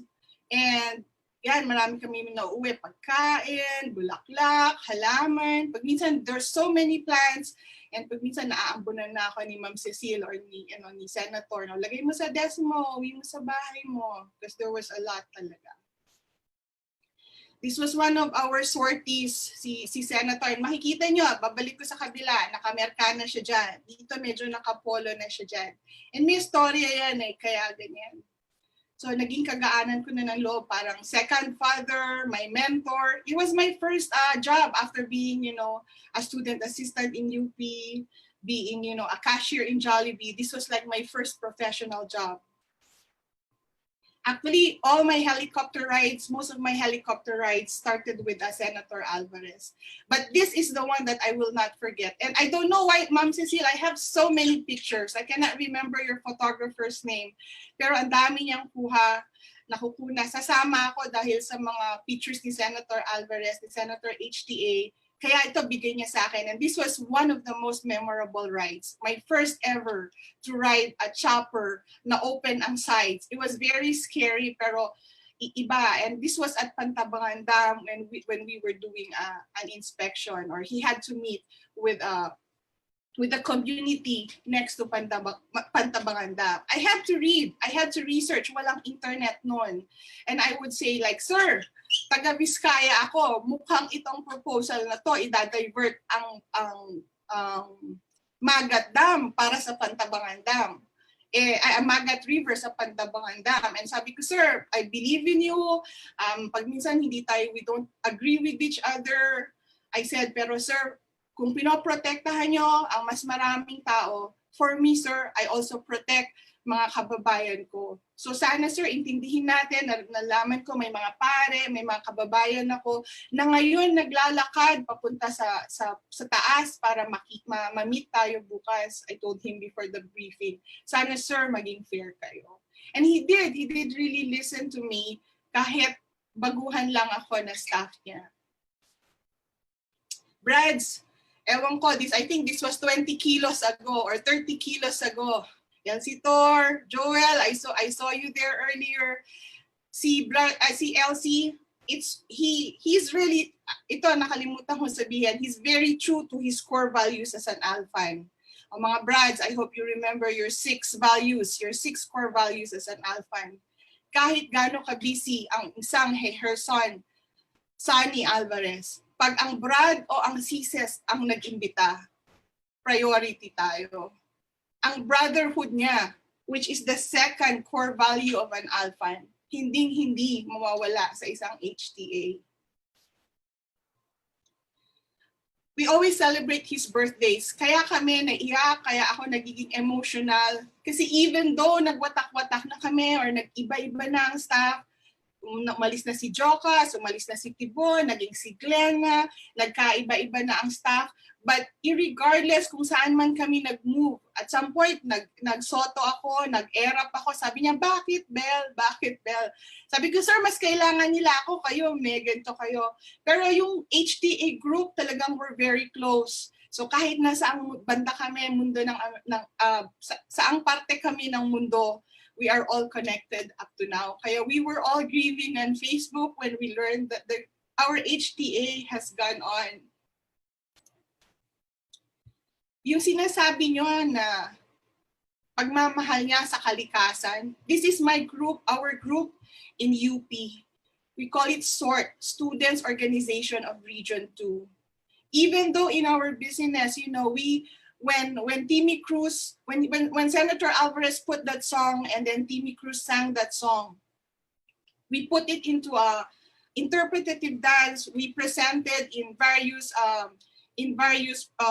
activities, not only in Manila. And I specifically remember we all drove and went to Ilagan to do this presentation for that song. I am opportune. And makikita nyo buong staff ito ng team ni Senator HTA. Chilka, again, you probably won't remember me. But I was always with you. I don't know, there was just something that, you know, I shared that your dad will always say, oh, Bel, Chilka, okay, look at Chilka. And for some reason, you know, Ate, can you come with me here? Or Ate, can you look at this one? So I remember when we were Ilocos, we were all seated together, and this was one of the times that they celebrated your dad's birthday day, and they love him so much in Ilocos. Maybe you have seen some of the Brads know who my husband is. Richard is on the right side of Ethel. Si Senator Alvarez, kung anong meron siya, he shares with us. So even though we go to different places as an official business, sa gabi or kapag weekends, he let us enjoy, you know, the places that we go to. I remember this was in Baguio, and sabi niya sa akin, sama mo si Richard. Kasi magtatrabaho ka, pero sa weekend, you can enjoy, you have time. So there you see, I was able to bring my husband because he tries to balance trabaho at pamilya. And you know, working with HTA is no joke. He's really a hard worker and a dedicated one. This is again one of the opportunities that I've had with the families. Chilka, you're so young. Hex, pwede ka nang nag-artista, Hex eh. Hindi ko alam ba't di natin tinuloy. Pero kami ni Hex talaga, there was one time, that time na sinasabi ni Vic na they started working for HTA. I remember one time, kasi si Mikey Arroyo, I didn't even know na anak siya ni GMA. So lumabas kami, staff ni Angara, staff, kami staff ni si Kay, staff ni GMA, then staff ni Senator Alvarez. But, you know, Hex and Mikey, mga Inglesero yung mga yan eh. Meron one time, hindi ko alam ang gagawin ko kasi parang sabi yata ni Mikey niya, Bel, wala kaming dala ni Hex Eh ako, magkano lang sweldo ko noon? 5,600 ata, 5,006 o 5,008.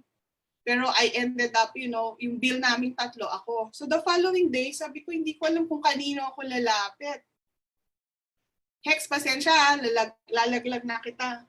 So, hindi ko alam kung kanino ko sasabihin. So, lumapit na lang ako kay HTA. Sabi ko, sir, hindi official. Oh, sabi niya, ba't sa akin yan? Balik mo doon kanila, Eugene.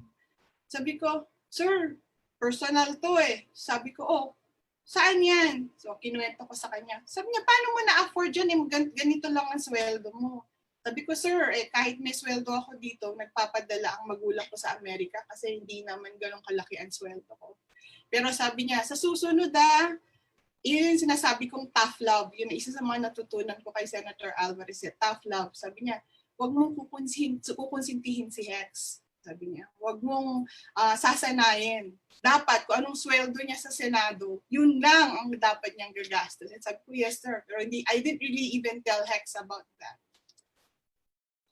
He would always tell me, ito yung dedication niya sa akin bago ako umalis sa kanya. Nag-move na ako kay Soto Sabi niya, talaga seryosa ka, papapirma ka sa akin. Sabi ko, sir, sige na, souvenir. Sabi niya, pinagpalit mo ako pero pipirmahan mo ng ganito.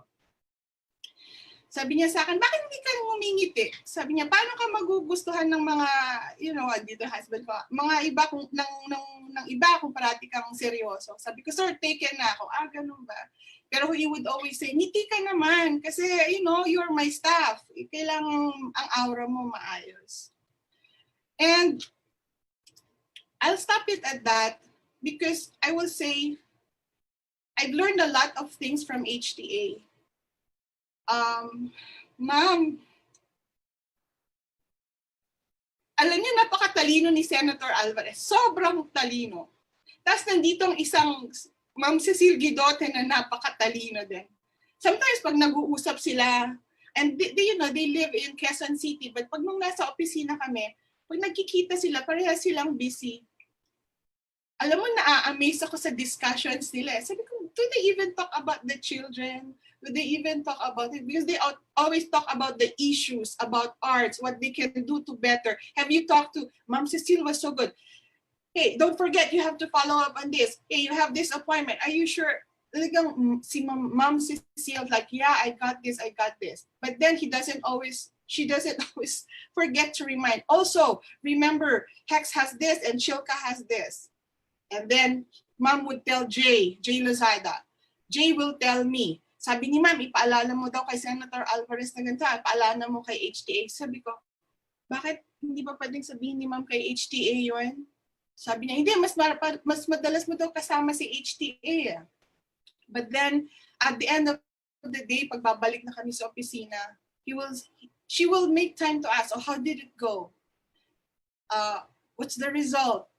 So, and I look at it, I try to go back sa story ni HTA when Ma'am Cecile did all those makeover, I call it makeover, to camouflage him to escape the Philippines. Ma'am, buhay na buhay sa isipan ko. Buhay na buhay ang kwento ninyo ni Senator HTA sa amin. You've inspired so many. The name of Chilka, the name of Hex. It's a story. They are not just names, but they are stories, they are legacies that I even tell my children that the love story of Cecil Guidote and Heherson Alvarez is one that shall live forever. When he met me, sabi ko, sir, parang Marcos loyalist ako, pero I didn't really know what I was talking about. And iba kami, magkaiba ang paniniwala namin, ang pag-intindi namin. But then he gave me the opportunity to explore on my own. What did I learn from an HTA? That one, don't pretend. Integrity. No pretension, integrity, katotohanan. Another core value of an Alphan. Be true to yourself, to your belief, and to what you can do into the society, with the society. Number 2, tough love. Brotherhood. Huwag mong kukonsintihin. Mali man, itama mo, pero panindigan mo ang brotherhood, ang pamilya mo. At ang huli, value for everyone. Value about relationships, and ang value mo sa society, na ang ginagawa mo, it's not for you. And that's again another core value of an Alphan, which is social responsibility and patriotism. And I end by saying that with Senator Alvarez, the #1 core value of an Alphan, which is God-loving, even though how busy Asani Alvarez is, he always makes sure that he goes to church and be with his family on a Sunday. I remember what John Wesley taught us in Methodism, and I see this in Senator Alvarez. Ang sabi niya sa akin, kahit gaano pa man karami ang trabaho, ang oras mo sa pamilya mo, ang oras mo sa Panginoon, huwag mong isasakripisyo.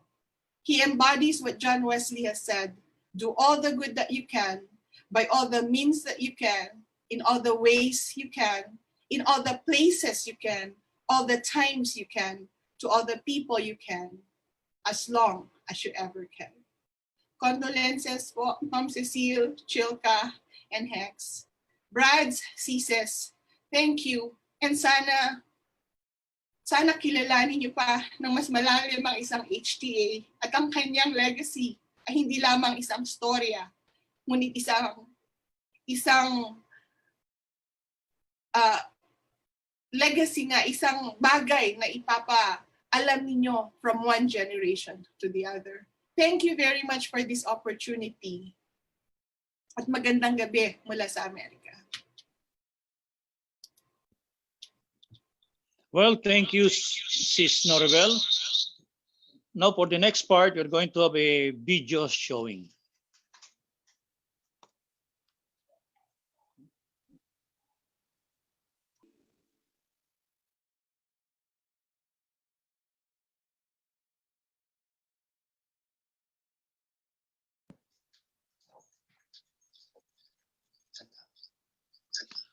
Well, you have just seen that video, Brads, no?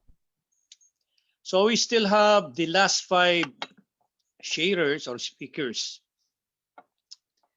Ang susunod po si Lito Pardo, and then si Brad Tibo Villaflor, and then si Brad Henry Villarica, and then si Brad Ogie Fermo, and finally, we have si Brad Chief Justice Puno.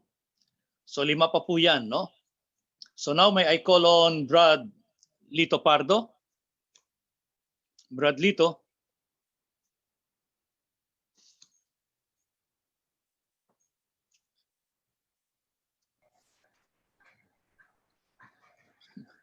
Yes, Brad. Thank you for that surprise call, Brad Roy.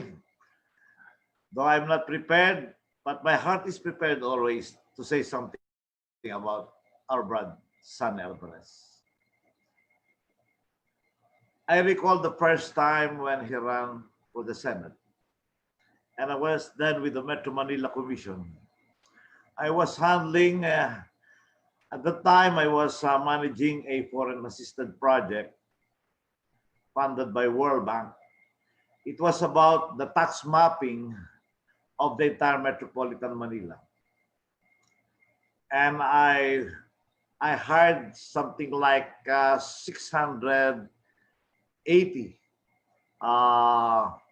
fresh college graduate students to do the actual field survey. Because to my mind, it would be better to do this kind of data gathering using fresh graduate students with who have not yet been exposed, to petty anomalies. So I hired 680 of them, oriented them to do exactly the data gathering I wanted for property taxation in Metro Manila. And I was pleased with the result. At that time, since it's a foreign assisted project, we were exempted from the election ban of more hiring and undertaking the project. So I proceeded with more hiring, knowing that we need to complete the project in 1.5 years' time. In fact, it was dubbed by World Bank as one of the success projects of Metro Manila Commission. We were able to recoup what we spent in just 1 year's time in terms of incremental revenue that we were able to generate. But the reason I'm relating this, narrating this story is because of that project, I became very close to the campaign headquarters of Brad San Alvarez through Brad Rolly Rivera and Brad Tony Duhillo. And I told them, since this is a campaign for an Alphan, I would use the resources that I have for the campaign of these two great Alphans, Sonny Alvarez and Joey Lina. And I did so. I would require all my recruits every Friday afternoon to go to the different bus stations, LRT stations, and campaign for two Alphan senatorial candidates. Rolly Rivera was very happy, and he told me, Brad, ingat ka lang, baka madali ka na electioneering. Sabi ko, hindi. Kasi ang pumalit kay Joey ay si Jojo Binay. Jojo Binay, kakampi ni Joey yan. At Kabagan Isabela, hindi rin yan ilalaglag si Sani. So, alam doon sa opisina na I was operating like that. But siguro, Jojo Binay just ignored it. My daughter, who was at that time 5 years old, kasama-sama kong nagkakampanya sa mga bus station. Kasama ko yung mga recruits ko. May t-shirt siya ng Alvarez. Namibigay kami ng pulyeto. Kasama yung mother-in-law ko na nagpo-fold ng mga aming pamphlets na pinamimigay. Kasama siya nagkakampanya. Ganon kamahal si Sunny ng aking pamilya. Pero hindi niya alam yun. Ngayon ko lang sinasabi. Because I believe in Sunny. To me, Sunny is an embodiment of noble causes like human rights, freedom, and climate change. And to me, Sunny is meant for immortality. His conviction would live long, even beyond. Lagi ko sinasabi sa aking anak, iisa yung anak ko yung babae, na ganun ka taas ang pagtingin ko kay Sonny Alvarez. At nung mabalita ko, when I learned that he was in the hospital, and there was a request for blood. I even called my friend from Canada, who used to give me a donor when my wife was still in the hospital suffering from leukemia. I contacted my friend from Canada to give me that name of the donor he used to give me for blood transfusion, the like. But after a while, I read in the Bible group that there was already a donor available for Sonny. I was really brokenhearted when I learned that Sonny passed away. Because to me, he's really the ideal Alphan that I look up to. He's the embodiment of the noble causes, the advocacies, that is also close to my heart. If I were to describe Sunny, I would call Sunny a great servant leader. He is meant for immortality as we all are.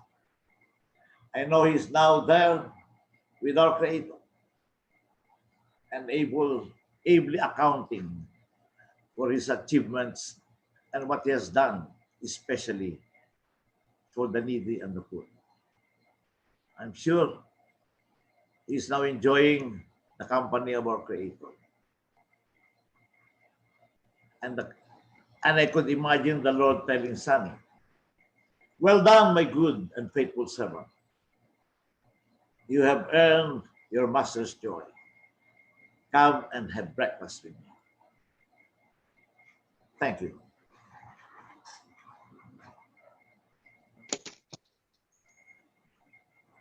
Well, thank you, Brad Lito Pardo. Now may I call on Brad Thibaut Villaflor. Brad, come in. Yes, Brad, good morning. Brad Thibaut. Good morning.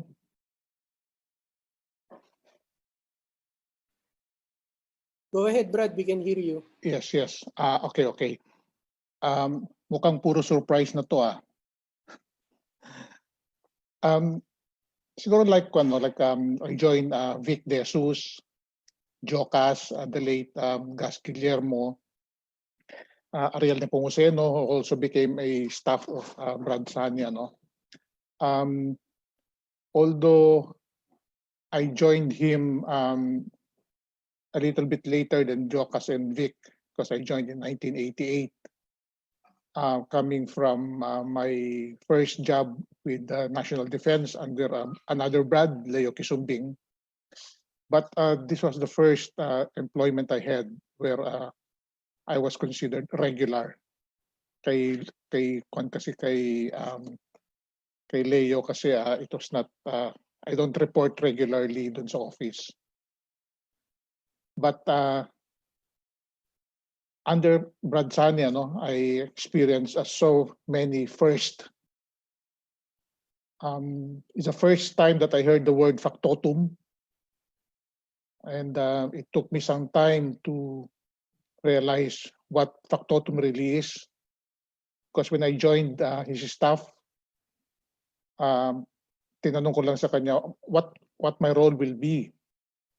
And ang sinabi lang sa akin, "You will be my factotum." So it is also the first time that I learned about climate change, about depletion of the ozone layers, how to become an environmentalist.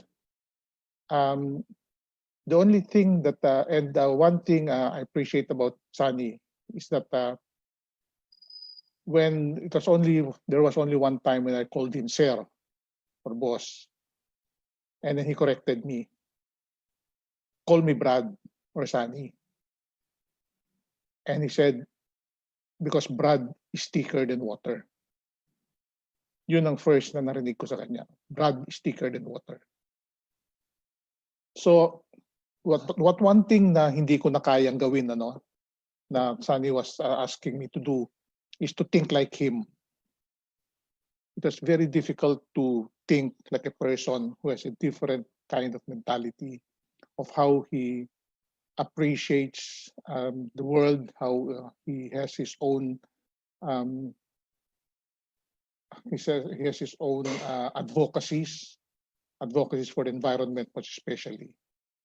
And even during those times that we were together almost every day, siguro among the staff who joined, among the Brads who joined Sunny, I was the one who was with Sunny almost every day, including weekends when we go out of town.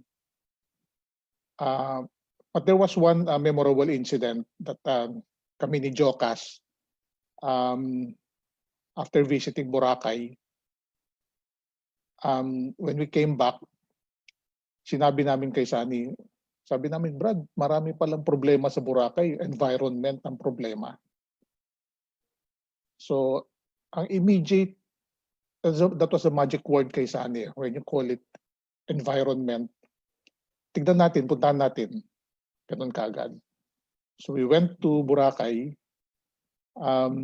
met with the community there. Tapos nung tinanong niya, ano bang problema dito sa Boracay? Ang sagot lahat, tourism, Senator. So nagulat siya. Akala ko ba environment ang problem? Ganon. So then he realized na gusto lang namin ni Jocas bumalik sa Boracay. Yan, that was a very, and then that also paved the way for Sunny, for us to join Sunny, to be in Calibo every year to attend the ati-atihan. Si Sunny kasi very religious man. Narinig ko rin si Sunny singing in church Latin when we visited Our Lady of Piat in Cagayan. Siguro one advantage na naging very close kami ni Sunny was we shared the same dialect. Not only Ilocano, but we speak Ibanag. And he can also speak a few Itawis. So whenever we're alone, ang salita namin is always Ibanag. And sometimes si Hexilon, mga elementary pa lang yata si Hexilon and Chilk at the time. When we speak in Ibanag, si Hex, parang nakatitig lang sila sa amin, including si Chris. Si Chris de la Cruz. During the campaign kasi, De Jesus, Chris, during the campaign, si Chris and Hex talagang inseparable na yan. They were already very close, even at their very young age. They were already joining sorties. And we realized how close they are with Sandy Alvarez, with the family of Sandy Alvarez. Yun, ito yung mga memorable, the very memorable thing na ginagawa namin ni Sandy was the regular trip to ati-atihan.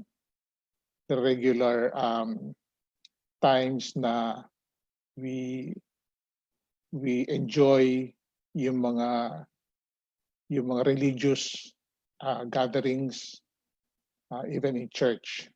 Ayun.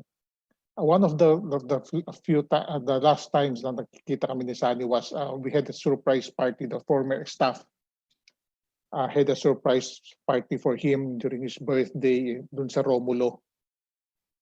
Romulo dito sa may Scout. I think it's Scout Wason. And then there were also occasions na nakita kami sa Manila Hotel. I see him having coffee. And it is always, he has a magnetic personality na you always have to approach him.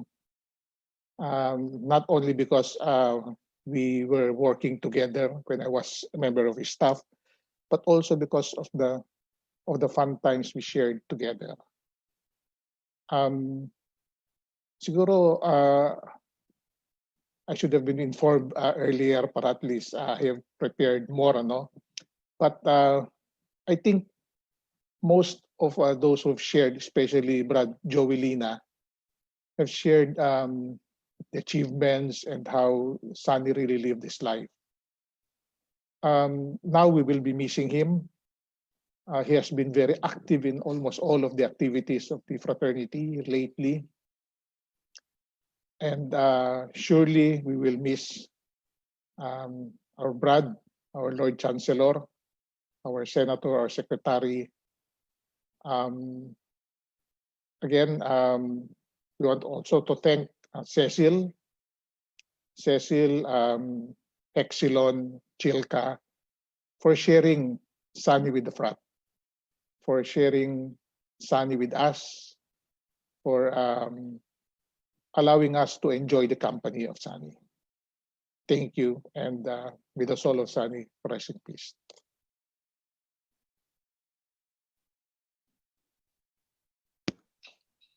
Well, thank you, Brad Thibault.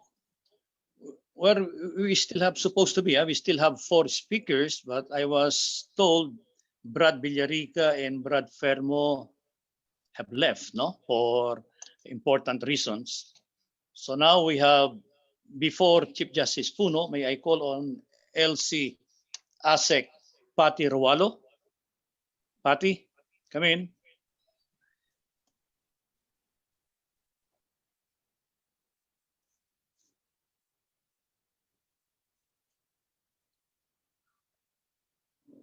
Well, may I call on LC ASEC Patty Rualo.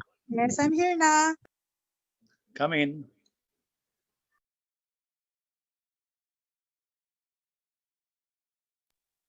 Dun po sa mga anak niya, si Silka at si Brad Hex.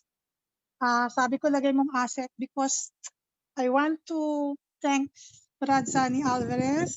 He was my first DAR secretary nung kung sumali ako ng DAR. And I joined in as a legal officer 3. Nung noon dapat bibigay nila sa akin legal officer 2 because wala pa daw ako isang taon nakakapas. Kasi 1986, kakapas ko pa lang daw ng bar. So wala pang 1 year.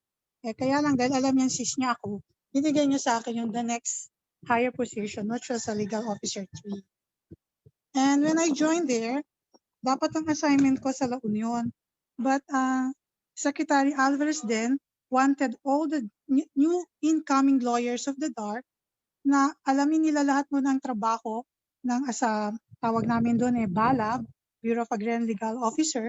Dapat alam nila lahat ng trabaho ng isang lawyer before they go to the field. So we went on an OJT, on the job training sa central office for 1 month.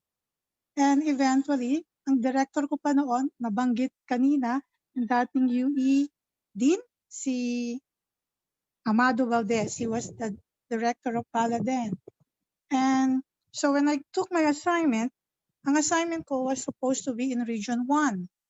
The office was supposed to be in Baguio, kaya yun ang pinili ko. So, and then after a year, I joined in December, but then si Secretary Alvarez joined the DAR, I think it was March or April. So by March, he was going to leave. So I requested that I be sent to my post. And nung tatakbo naman siya ngayon, so nag-aayos kami sa DAR because we wanted our secretary to win as a senator. Grabe, gabing-gabi na day before, nandun kami sa buong Baguio, nagpapastel ng mga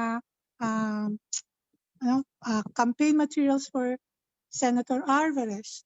Sabi ko, pambihira trabaho pala, abogado nito. Sabi ko, nagpapastel ng mga, ang tawag yun, gaw-gaw pa. Ganyan. But then, I was also very happy nung campaign, ang gwapo-gwapo ni secretary noon, naku, lahat ng babae gusto makipag-picture sa kanya. So, since ako yung malapit kay Sec,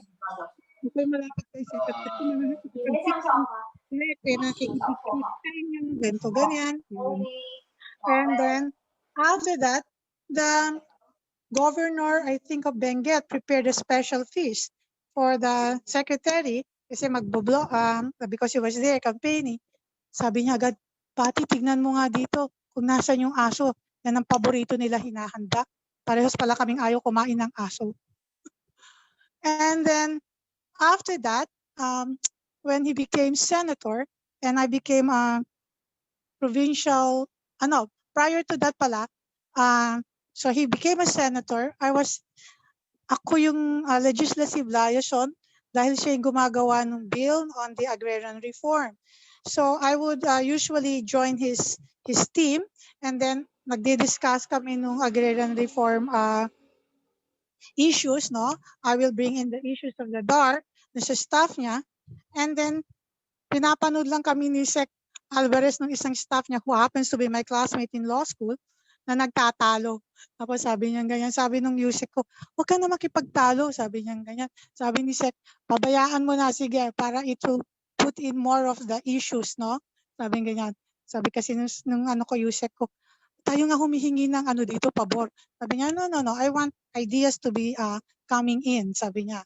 So, and then after that, I was, sabi niya sa akin noon o Pati, sabi niya, do you need my assistance for you to have a promotion?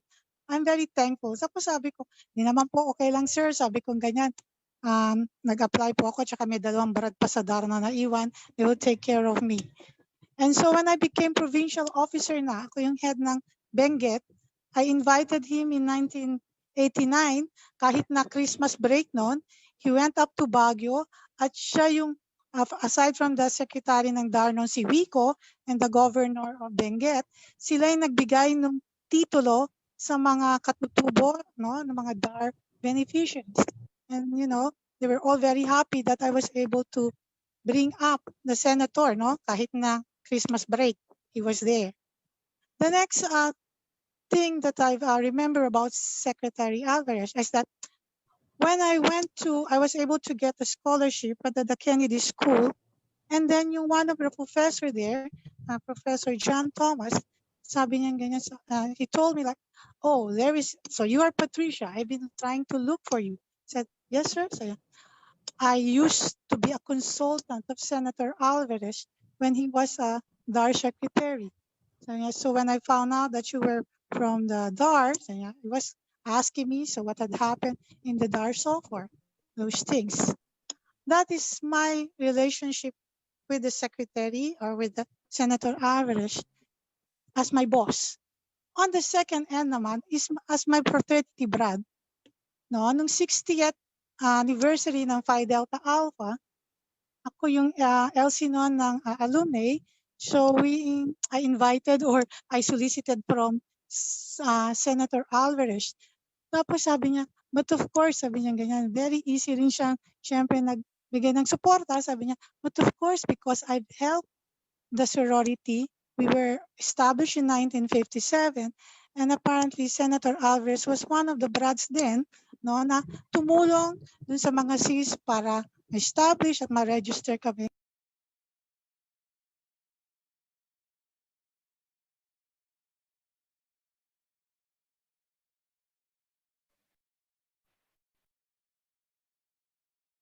Brad Roy, na-mute yata si LC. Okay na? Okay? Hello? Hello? It's okay na, LC. Sige. So, yun yun. Those are the things that I will always remember kay Secretary. Oh, meron pang isa nung, there was a sis of ours na who is also into solar energy or something. Very environmentalist yung sis na yon, si Sis Alili. Unfortunately, she passed away at a very young age. Pero surprisingly, nung kanyang wake, noon pa sa merong Las Piñas yata ito, Secretary Sunny Alvarez, Brad Sunny really went there because apparently very siya doon kay Sis Alili. Sabi niya because they were always talking about the environment at yung mga projects ni Sis Alili. Sabi niya, alika, sabihan mo ako, tutulungan kita to promote yung yung environmental activities mo. So as a Brad, thank you. He's been very supportive to sa sorority natin. Yun lang po.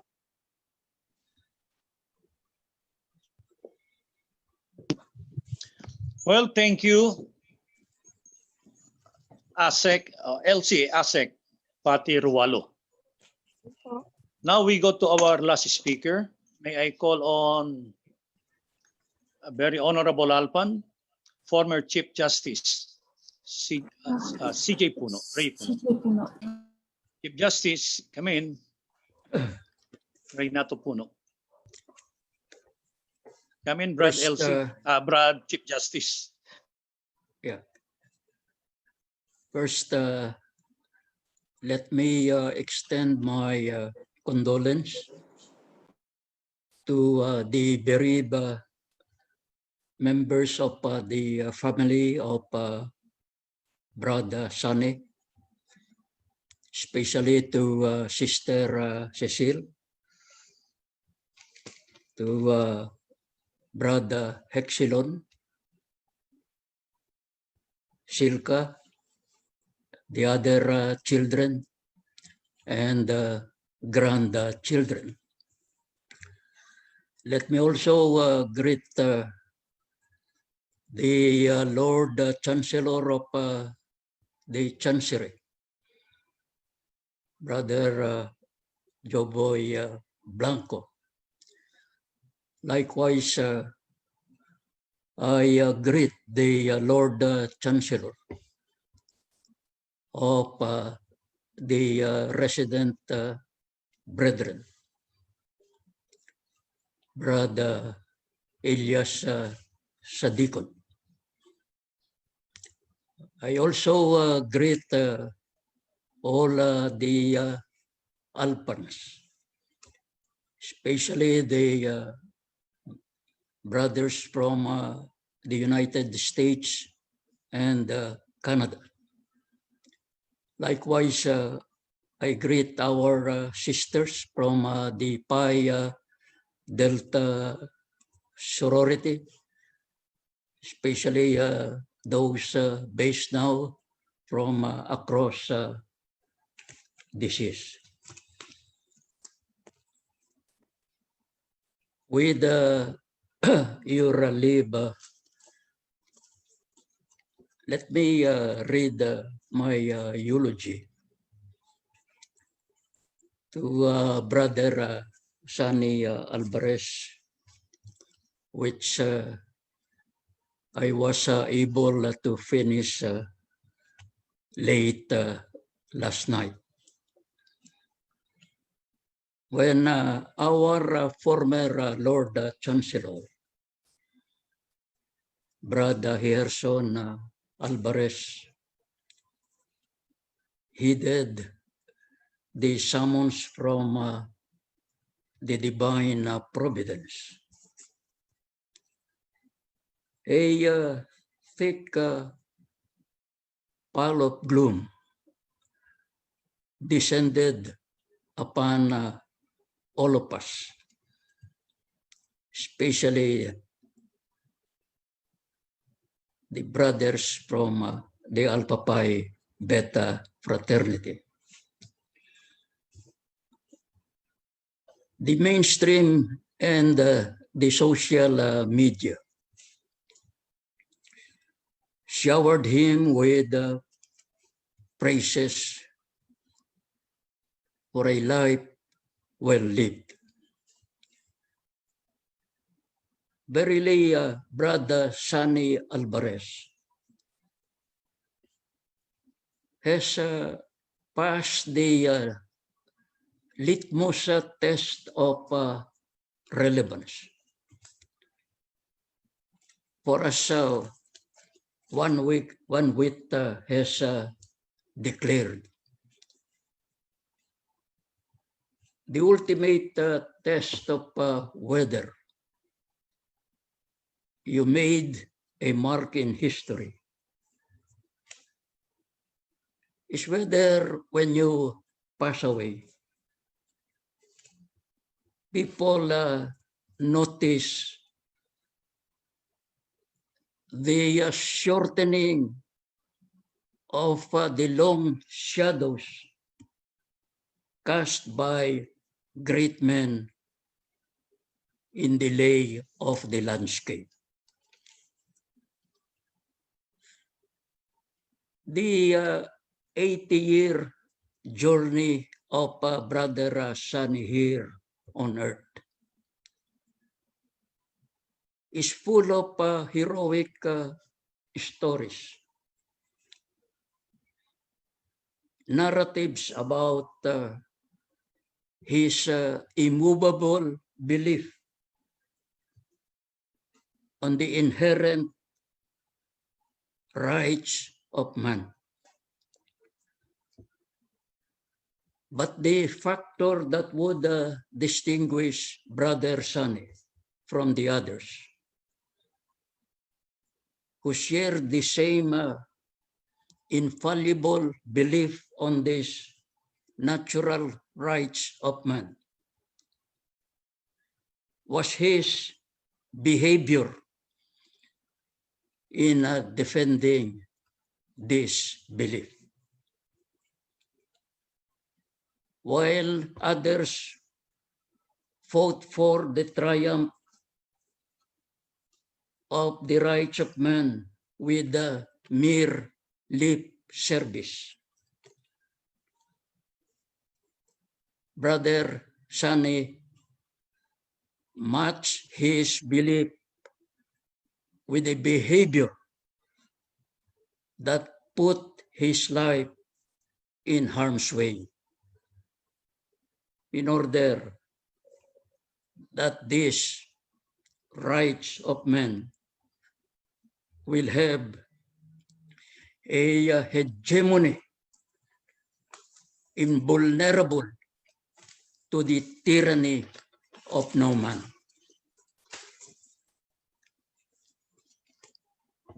My fraternal relations with Brother Sonny covers a period of 6 decades, which started in the sunset years of the 50s, when we were yet students in the UP College of Law. In the 50s, the Cold War was being fought by the United States and the USSR, with the means and methods that included the most barbaric. The Cold War was the battle for predominance between the values of democracy as opposed to communism. And the whole world was its stage. In China, in Asia, China, led by Mao Zedong's distinct brand of communism, was leading the forces defying the United States.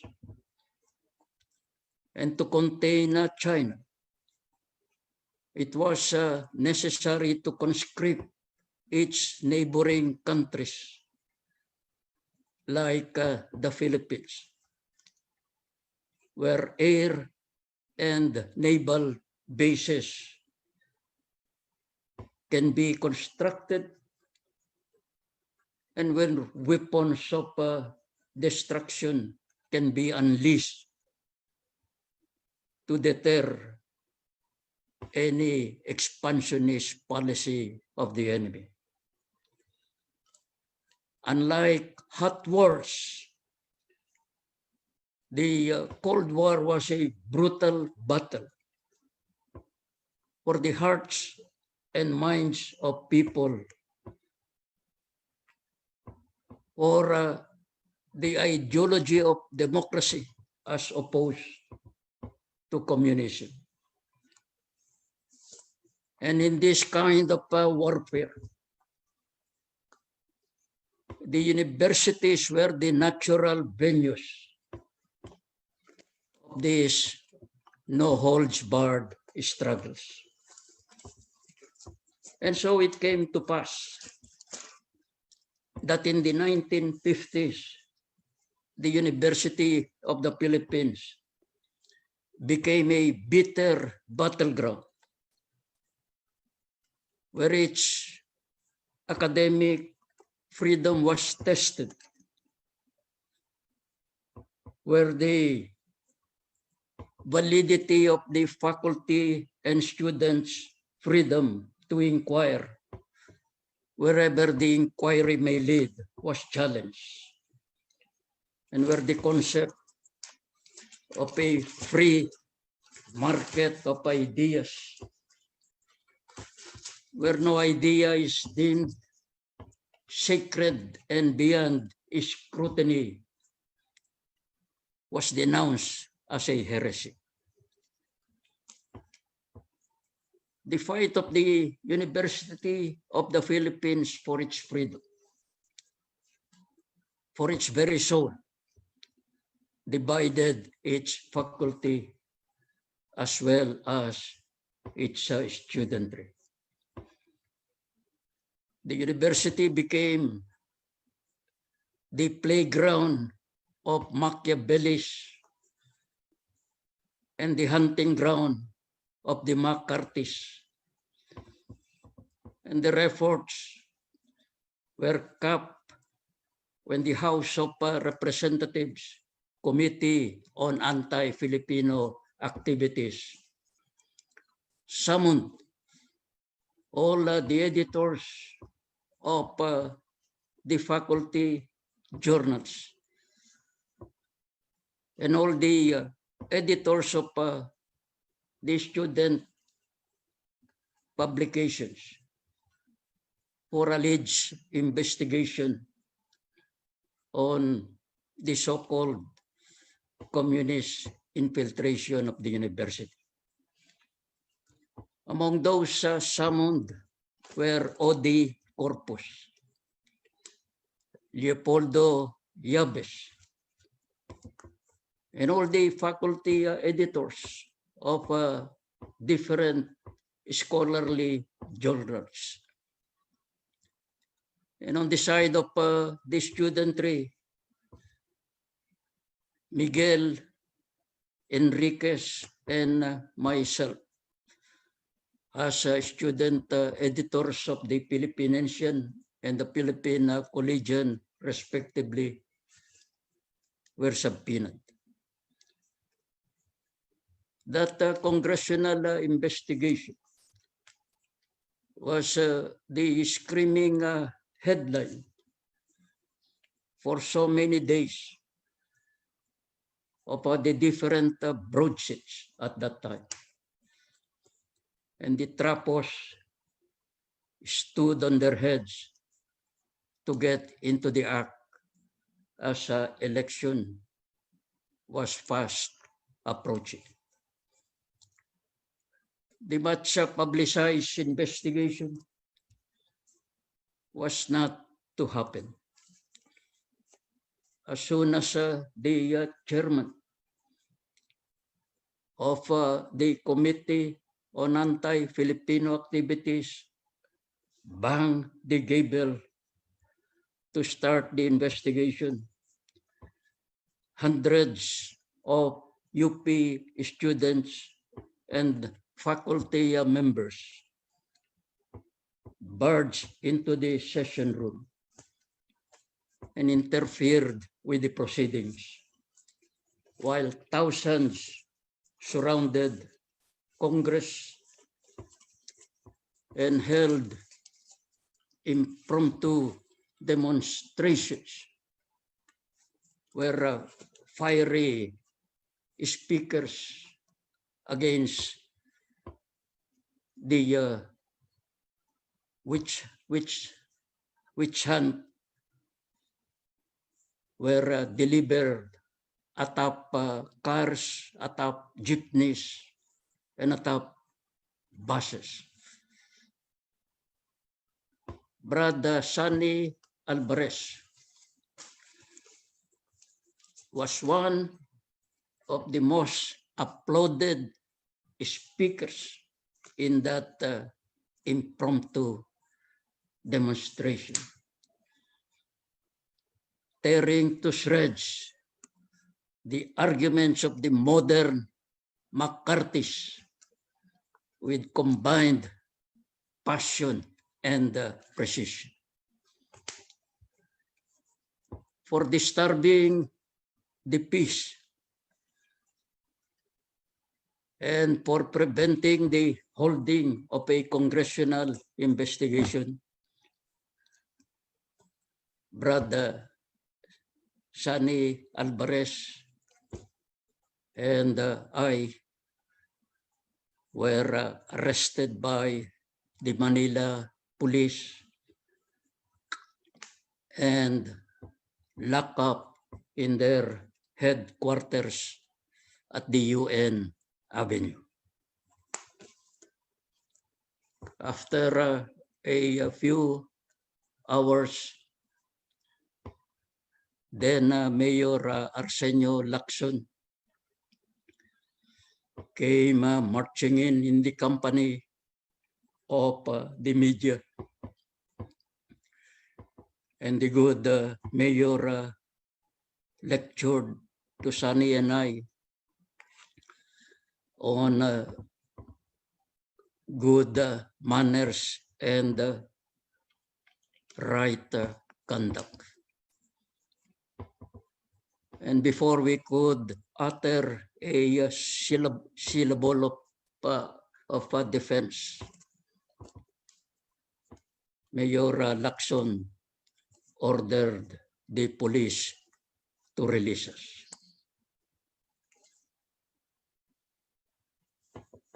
From that time and onward, Brother Sunny Alvarez would captivate the UP Republic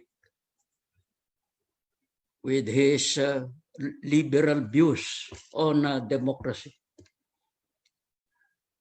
continuously railing against the elite that would bastardize democracy as a monocracy ruled by money. Brother Sunny did not only have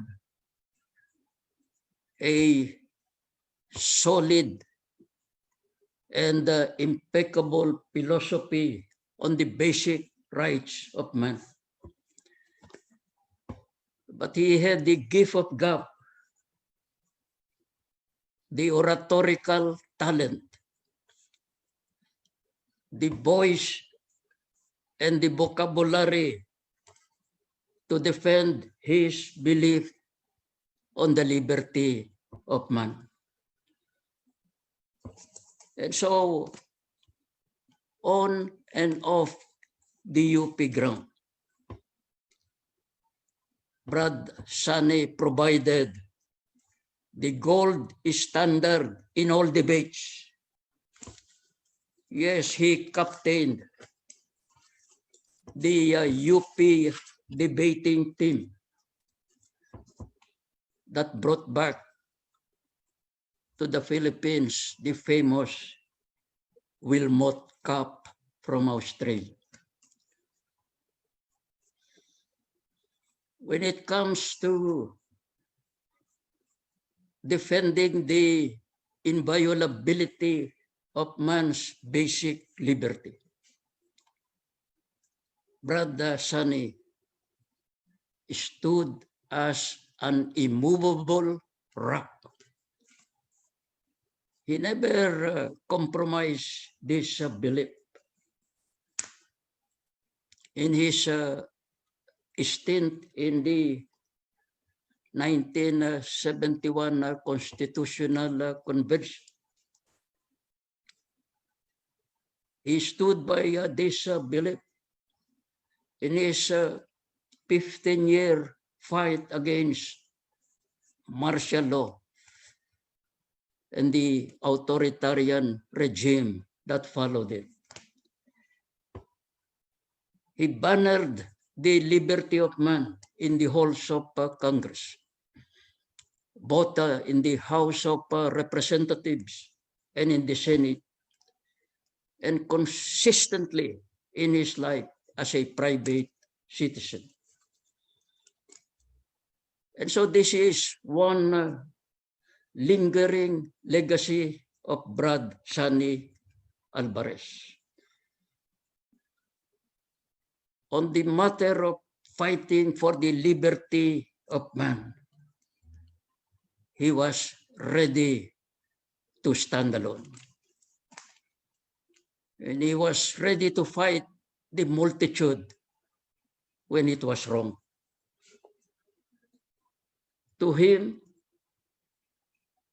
the sanctity of liberty cannot be decided by any kind of numerical vote, especially by a vote rigged by people who fear freedom.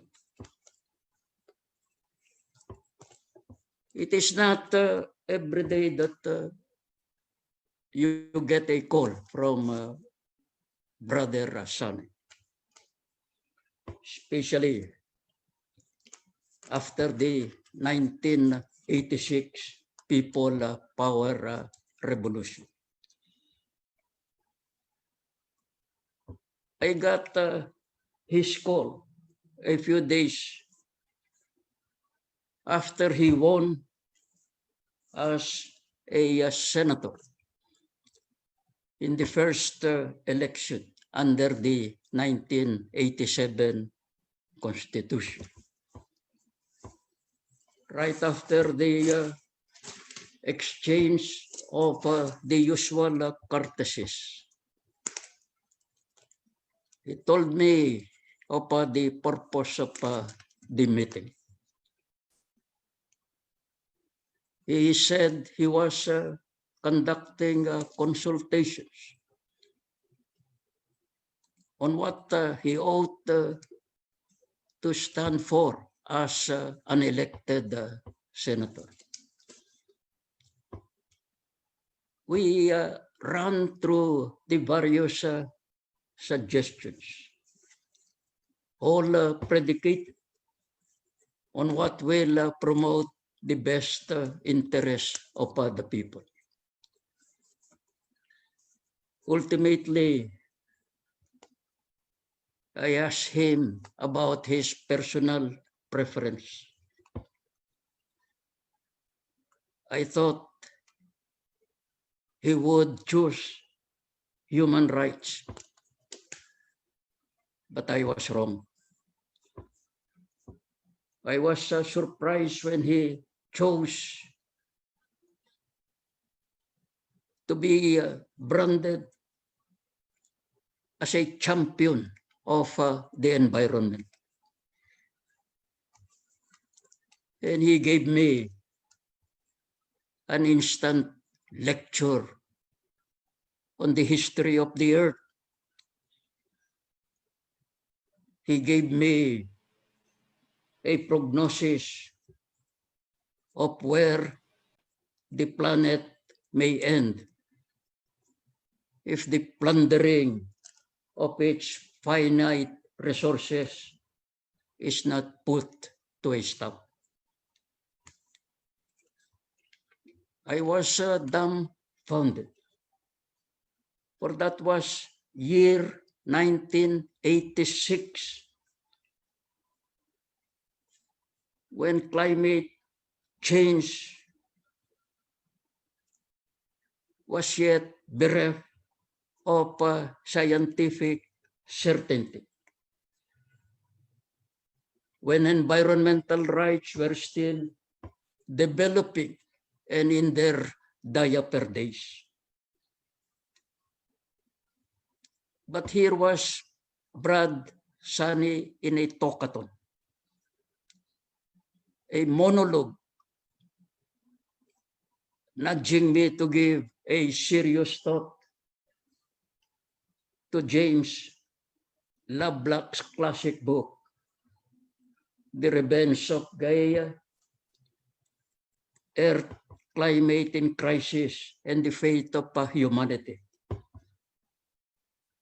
The book considered as the most important book to be published on the environmental crisis. Given my pedestrian knowledge about environmental rights at that time,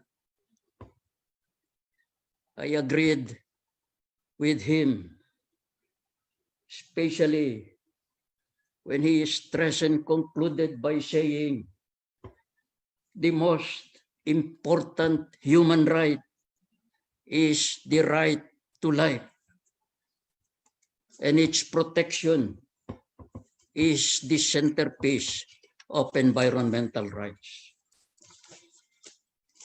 Without any fear of contradiction, I say that Brad Sonny Alvarez is the most knowledgeable Filipino on the essentials and esoterics of climate change. single-handedly, Brother Sani elevated the Filipino consciousness on the scientific basis of the dangers posed by climate change to our Mother Earth. He was relentless in his efforts, serving as the megaphone of the people's right to be protected against climate change. He was an intellectual agitator for environmental rights. As a lawmaker, as Secretary of Environment and Natural Resources, as chair of the Commission on Climate Change, and as plain Juan de la Cruz. His lifelong crusade on climate change earned him numerous awards and distinctions, including the highest awards from the United Nations. He was the author of our most important laws on environment and agrarian reforms. Brother Senator Joey Lina, as well as Yusek Louis Pagulayan, very well narrated these fundamental laws, these path-breaking laws, which Brother Sani authored in the halls of Congress. There will be no end on the legends of Brother Sani Alvarez. But let me conclude with a short memory. I first met Brother Sani in 1959 when I was an initiate in the fraternity. He introduced himself as a former Lord Chancellor. I remember him because he was one of the few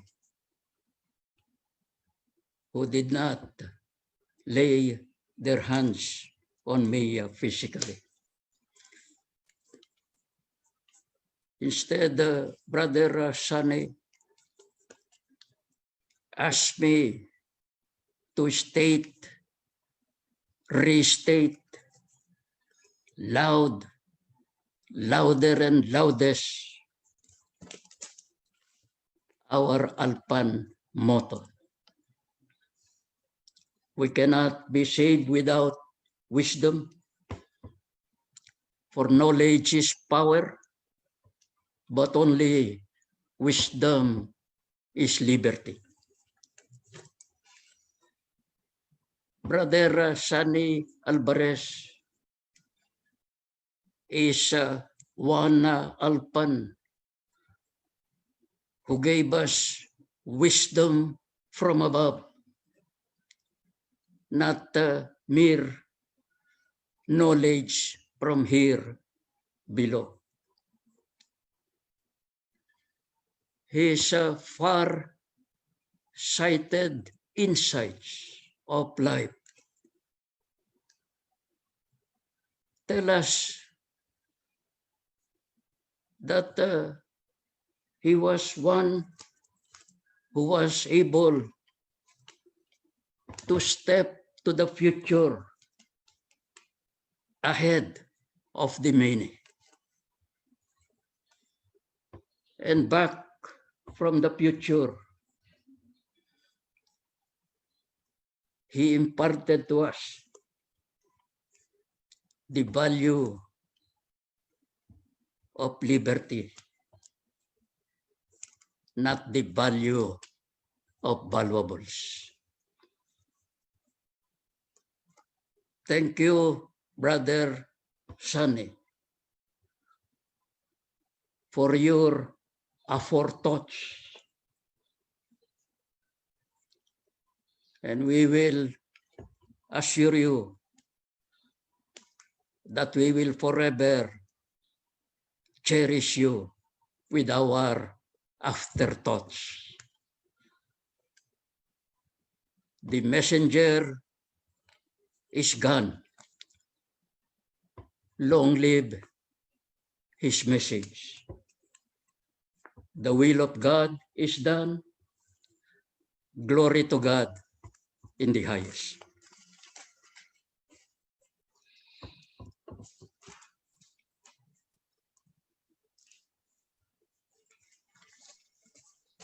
Okay na? Well, thank you, Brad, Chief Justice Puno. Now, before we go to the response from the family, I have a very short anecdote to say regarding Brad Heherson. I remember very well when I called Brad Sunny when Brad Oliver Lozano died. So I called Brad Sunny, kako, Brad, you're going to be one of those who will give the eulogy kay Oliver Lozano. Sabi niya, I'm very happy about it. Sabi niya, no? Alam mo naman, magkaiba kami ni Oliver Lozano, no? Pero itong importante sa brotherhood natin. Walang politika, walang anong bagay. Ang importante, we are all Alphans. And I'm very happy to be giving the eulogy dyan sa brad natin si Oliver Lozano. That only shows, no? He's really an Alphan through and through. We are all Alphans, regardless of maskin ano pa man, no? Now, may I call on the son, Brad Hex Alvarez, for a response. Brad Hex. Thank you. I'd like to express my deepest and most sincere gratitude to our fraternity, also to our chancellery, as Joe Boy, and the officers. That was a very eloquent and moving eulogy that was just made by our former Chief Justice, Bruno. Bruds, I guess I just like to express also my personal gratitude because you were there during one of the lowest points of my life when I was tasked to identify or oversee my dad's cremation. All through that night, we were chatting along Viber. All of you were keeping me company in our Viber group, and I shared with all of you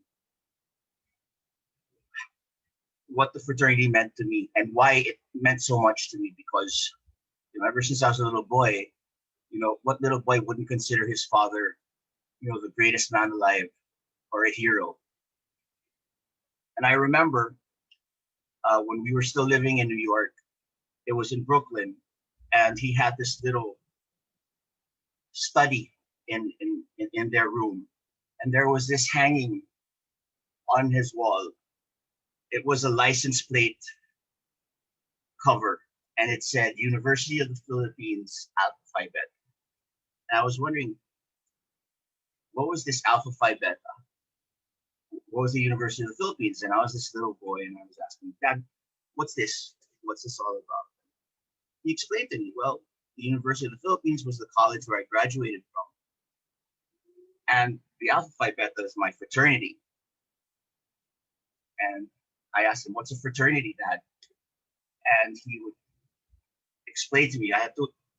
Everybody knows how my dad loves to give long lectures. He could spend hours with the Bruds talking about anything under the sun. And he always took that opportunity to teach, to make it a teachable moment for everyone. So he would explain to me what a fraternity was, what it stood for, what his fraternity stood for. And he akined it to that of the knights of yesteryears, the Knights of the Round Table, how they had to stand for something greater than themselves, something that mattered, and how they had to stand to protect the rights of the downtrodden, uphold them. And they shared all of these ideals. And he would say, "I was the first among equals. I was their Lord Chancellor." And during that time, I was completely amazed about his storytelling. I was like, "So you were like King Arthur, and your fraternity brothers were like the Knights of the Round Table, and you were trying to create Camelot at that time. I guess you could say that." And then I asked him, "One of these days, when we get back to the Philippines, you think I'd be able to join?" And then he answered, "Well, if you're worthy, maybe you could."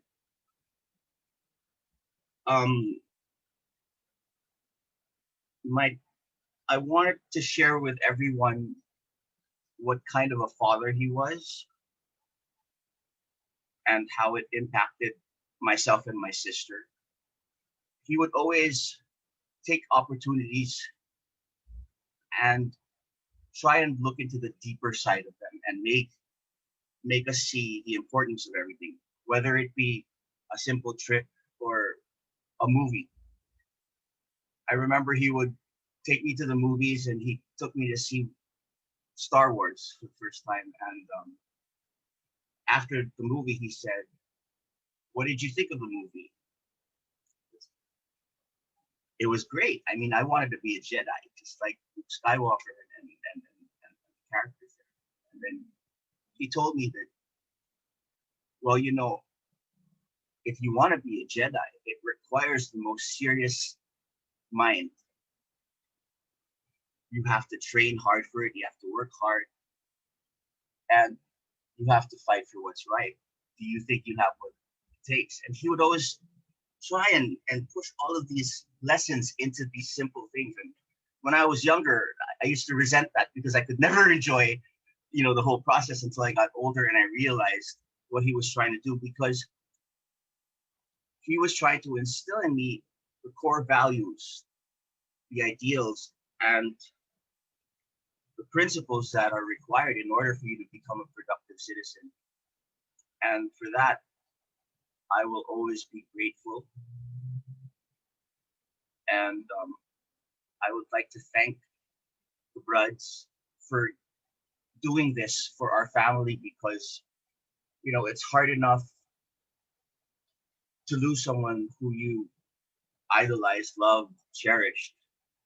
But in the midst of a pandemic where everything is in chaos and you just don't know when it's going to end, and you're not given an opportunity to really say goodbye to your loved one, it leaves you in limbo. And by doing this has somewhat given some sort of closure for me personally. I'm sure my sister and my mother feel the same way. And for that, I shall always be eternally grateful. So thank you again, Bruds, for this. I will forever be indebted.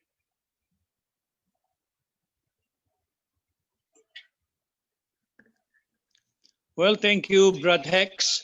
Before we hear the response of Ma'am Cecil Guidote Alvarez, we're going to play a video here entitled Panata ng Kalikasan.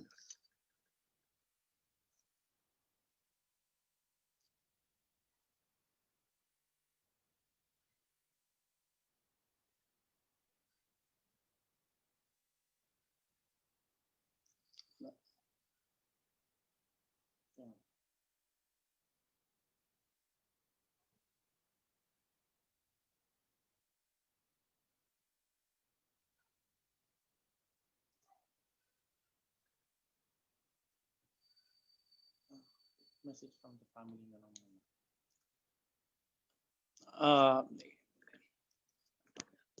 In as much as hindi pa yata ready yung video panata ng kalikasan, no? So we continue with the response, a message from the family.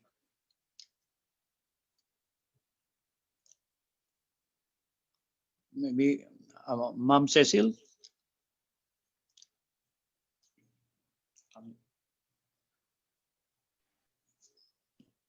Paki-unmute si Ma'am Cecil.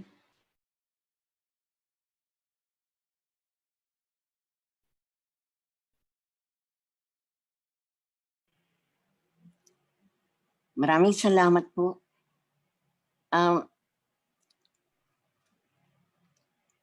Punong-puno po ang aking puso sa pakikinig sa madamdaming paglalahad ng mga brothers and sis tungkol sa kanilang karanasan at pagkilala, alaala tungkol kay Sunny. Maraming salamat sapagkat katulad nyo, lahat ho kami rin ay nabigla na pakasakit ng kanyang pagpanaw sa COVID. Walang paalam, wala man lang pagkakataon na ipahiwatig ang pagmamahal hanggang sa katapusan.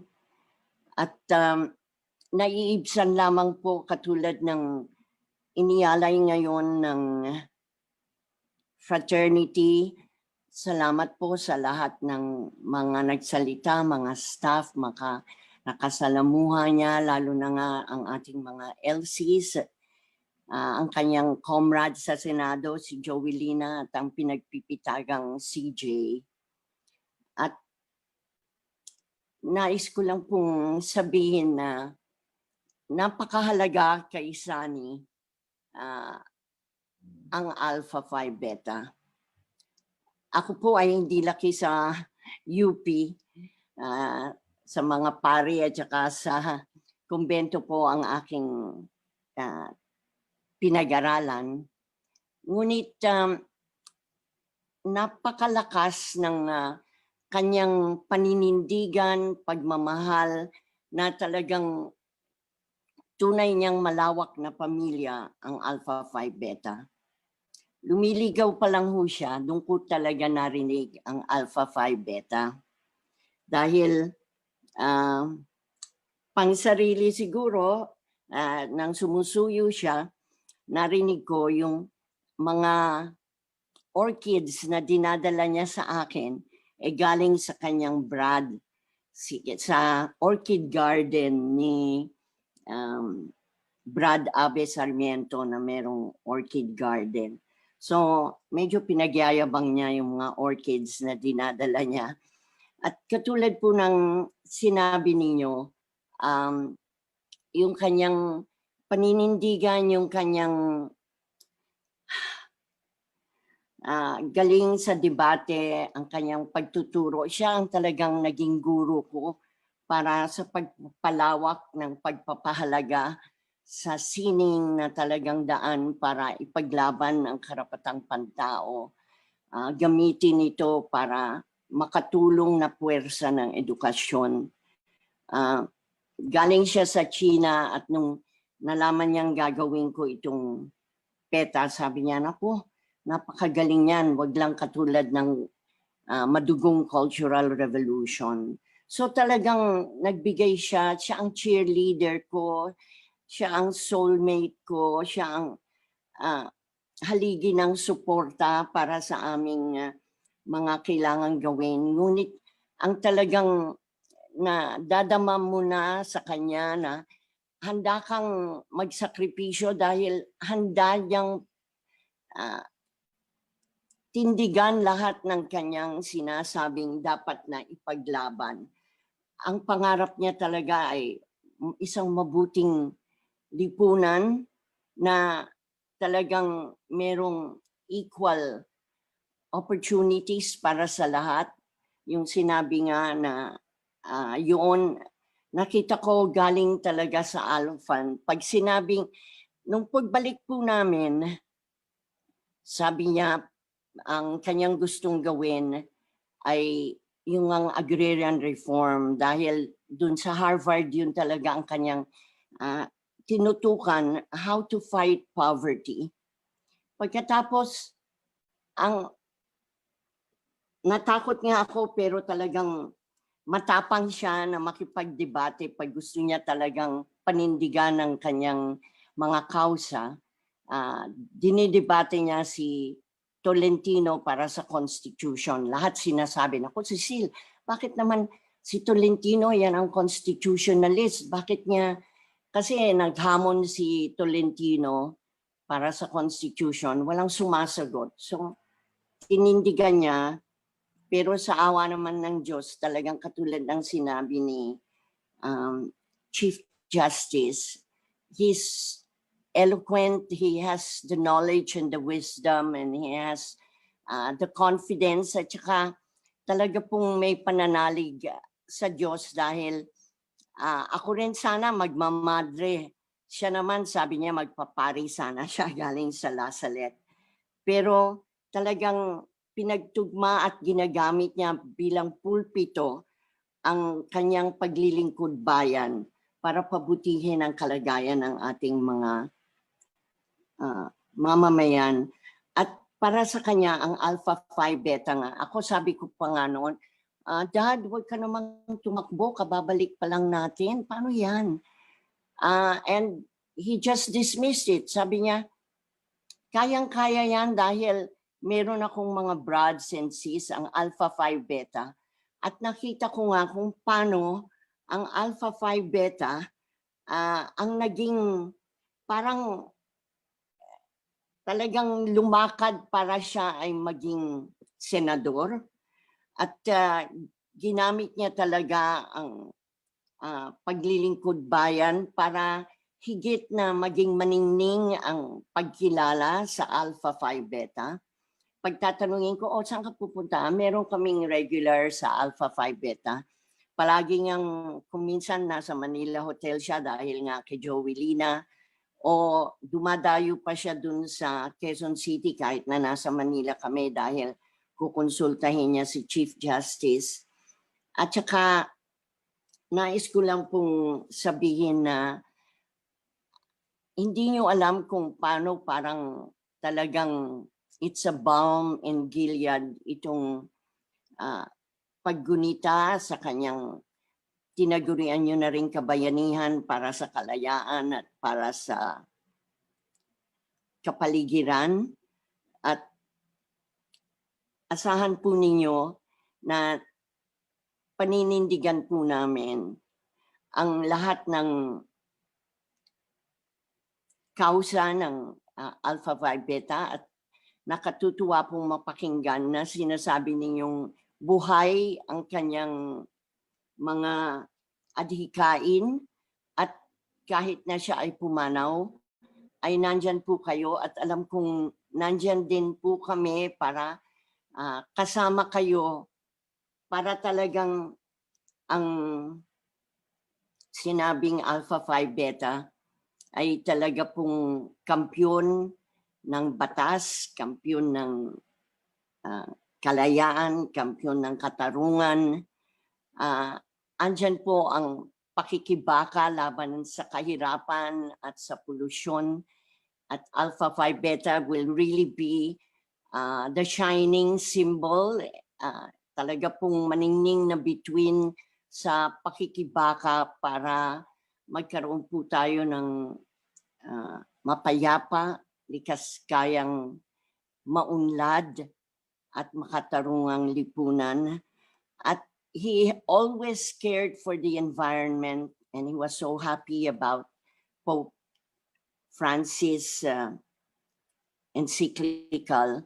Napakahalaga po palagi niyang sinasabi na kabayanihan ang pagsagip sa ating naghihingalong kalikasan dahil ito talaga ang sinapupunan ng buhay. At sana nga po talagang magniningning ang Alpha Phi Beta as a green fraternity fraternity for justice and freedom. Kami po na naiwanan ni Sunny ay kasapi po sa adhikain ng Alpha Phi Beta. Muli, maraming salamat. Hindi ko po alam sabihin, punong-puno ang aking puso sa parang mas lumuwag po ang sakit ng pagpaanaw ni Sunny dahil sa inyong pakikipag-isa, sa inyong paggunita. Kahapon, August 21, unang pagkakataon na wala siya sa tarmac o sa airport. Ngunit ang kanyang spirito kanya itinaguyod namin para maging daan na pagkilala sa mga frontliners. Saludo. Ako po ay nabiyayaan ng bagong buhay at ito po ay nakataya na para sana nga higit na makilala ang mga prinsipyo na pinanindigan niya at patuloy na ito ang magiging gabay, magiging pagyugyug sa konsyensya, magiging parang angkla ng pagpapahalaga rin sa ating mga kabihasnan at kalinangan. Nung nagpakilala siya sa akin, sabi niya siya ay isang katutubo, taga-bundok. Dahil marunong nga siyang, alam na alam niya ang mga wika ng Cagayan Valley from Ibanag to Itawis to Gaddang. Nakakagulat po. Pati na kung kumakanta siya, ang mga awit na pinapabahagi niya, mga Ilocano songs, Ibanag songs, at meron din siyang koleksyon ng revolutionary songs na ginamit nung panahon ng pakikibaka sa Kastila. So, yung hong inilahad nyo ay lalo pong nagbibigay diin sa aming pagpapahalaga sa pamana ni Sunny. Sa lungkot po namin, kayo po ang nagbibigay ng tinatawag na, well, pagpapabuti ng kaisipan at damdamin. At para na rin yung sinabi ni Cardinal Tagle na hindi dapat kami masyadong malungkot. Bagkos ay magpasalamat na lang kami sa Panginoon na may biyaya ng buhay ni Sunny sa aming pamilya, sa ating bansa, at ngayon talagang para sa Alpha Phi Beta. Maraming salamat po sa inyo, Elsie, sa mga moderators, sa lahat po ng nagsalita, at sa lahat po rin na alam ko mga nag-ayos yung Abaco Solutions sila.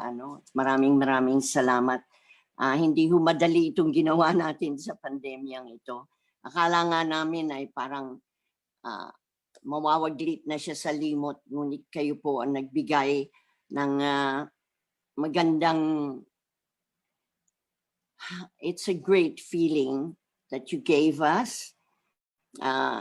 Lumuluha ako, tumutulo ang luha ko, ngunit yun ho kanina ay talagang pasasalamat at kaligayahan na hindi siya nalilimutan at nandyan ang kapatiran, pati na yung mga brads na senior na kasama niya, yung mga brads na bata na kasama naman nila Hexilon, sila Ed Robles, sila Ogie Fermo, lahat sila ho. Yung mga bata sana nga po ay nandyan ang marka, ang tatak ng Alpha Phi Beta para sa kabutihan ng ating bayan, para po bumuti rin talaga ang katayuan ng ating mga mamamayan, lalo na yung mga nasa mahirap na katayuan. Thank you. Maraming salamat po. patnubayan nawa tayong lahat ng Panginoong Diyos. At sana nga po ay patuloy ang ating pagtatanggol sa pamana ng kalayaan at pangangalaga sa kalikasan dahil marami pong pandemya ang darating pa kung hindi nating aayusin at marumi ang ating kapaligiran. Thank you. Diyos tiyagina.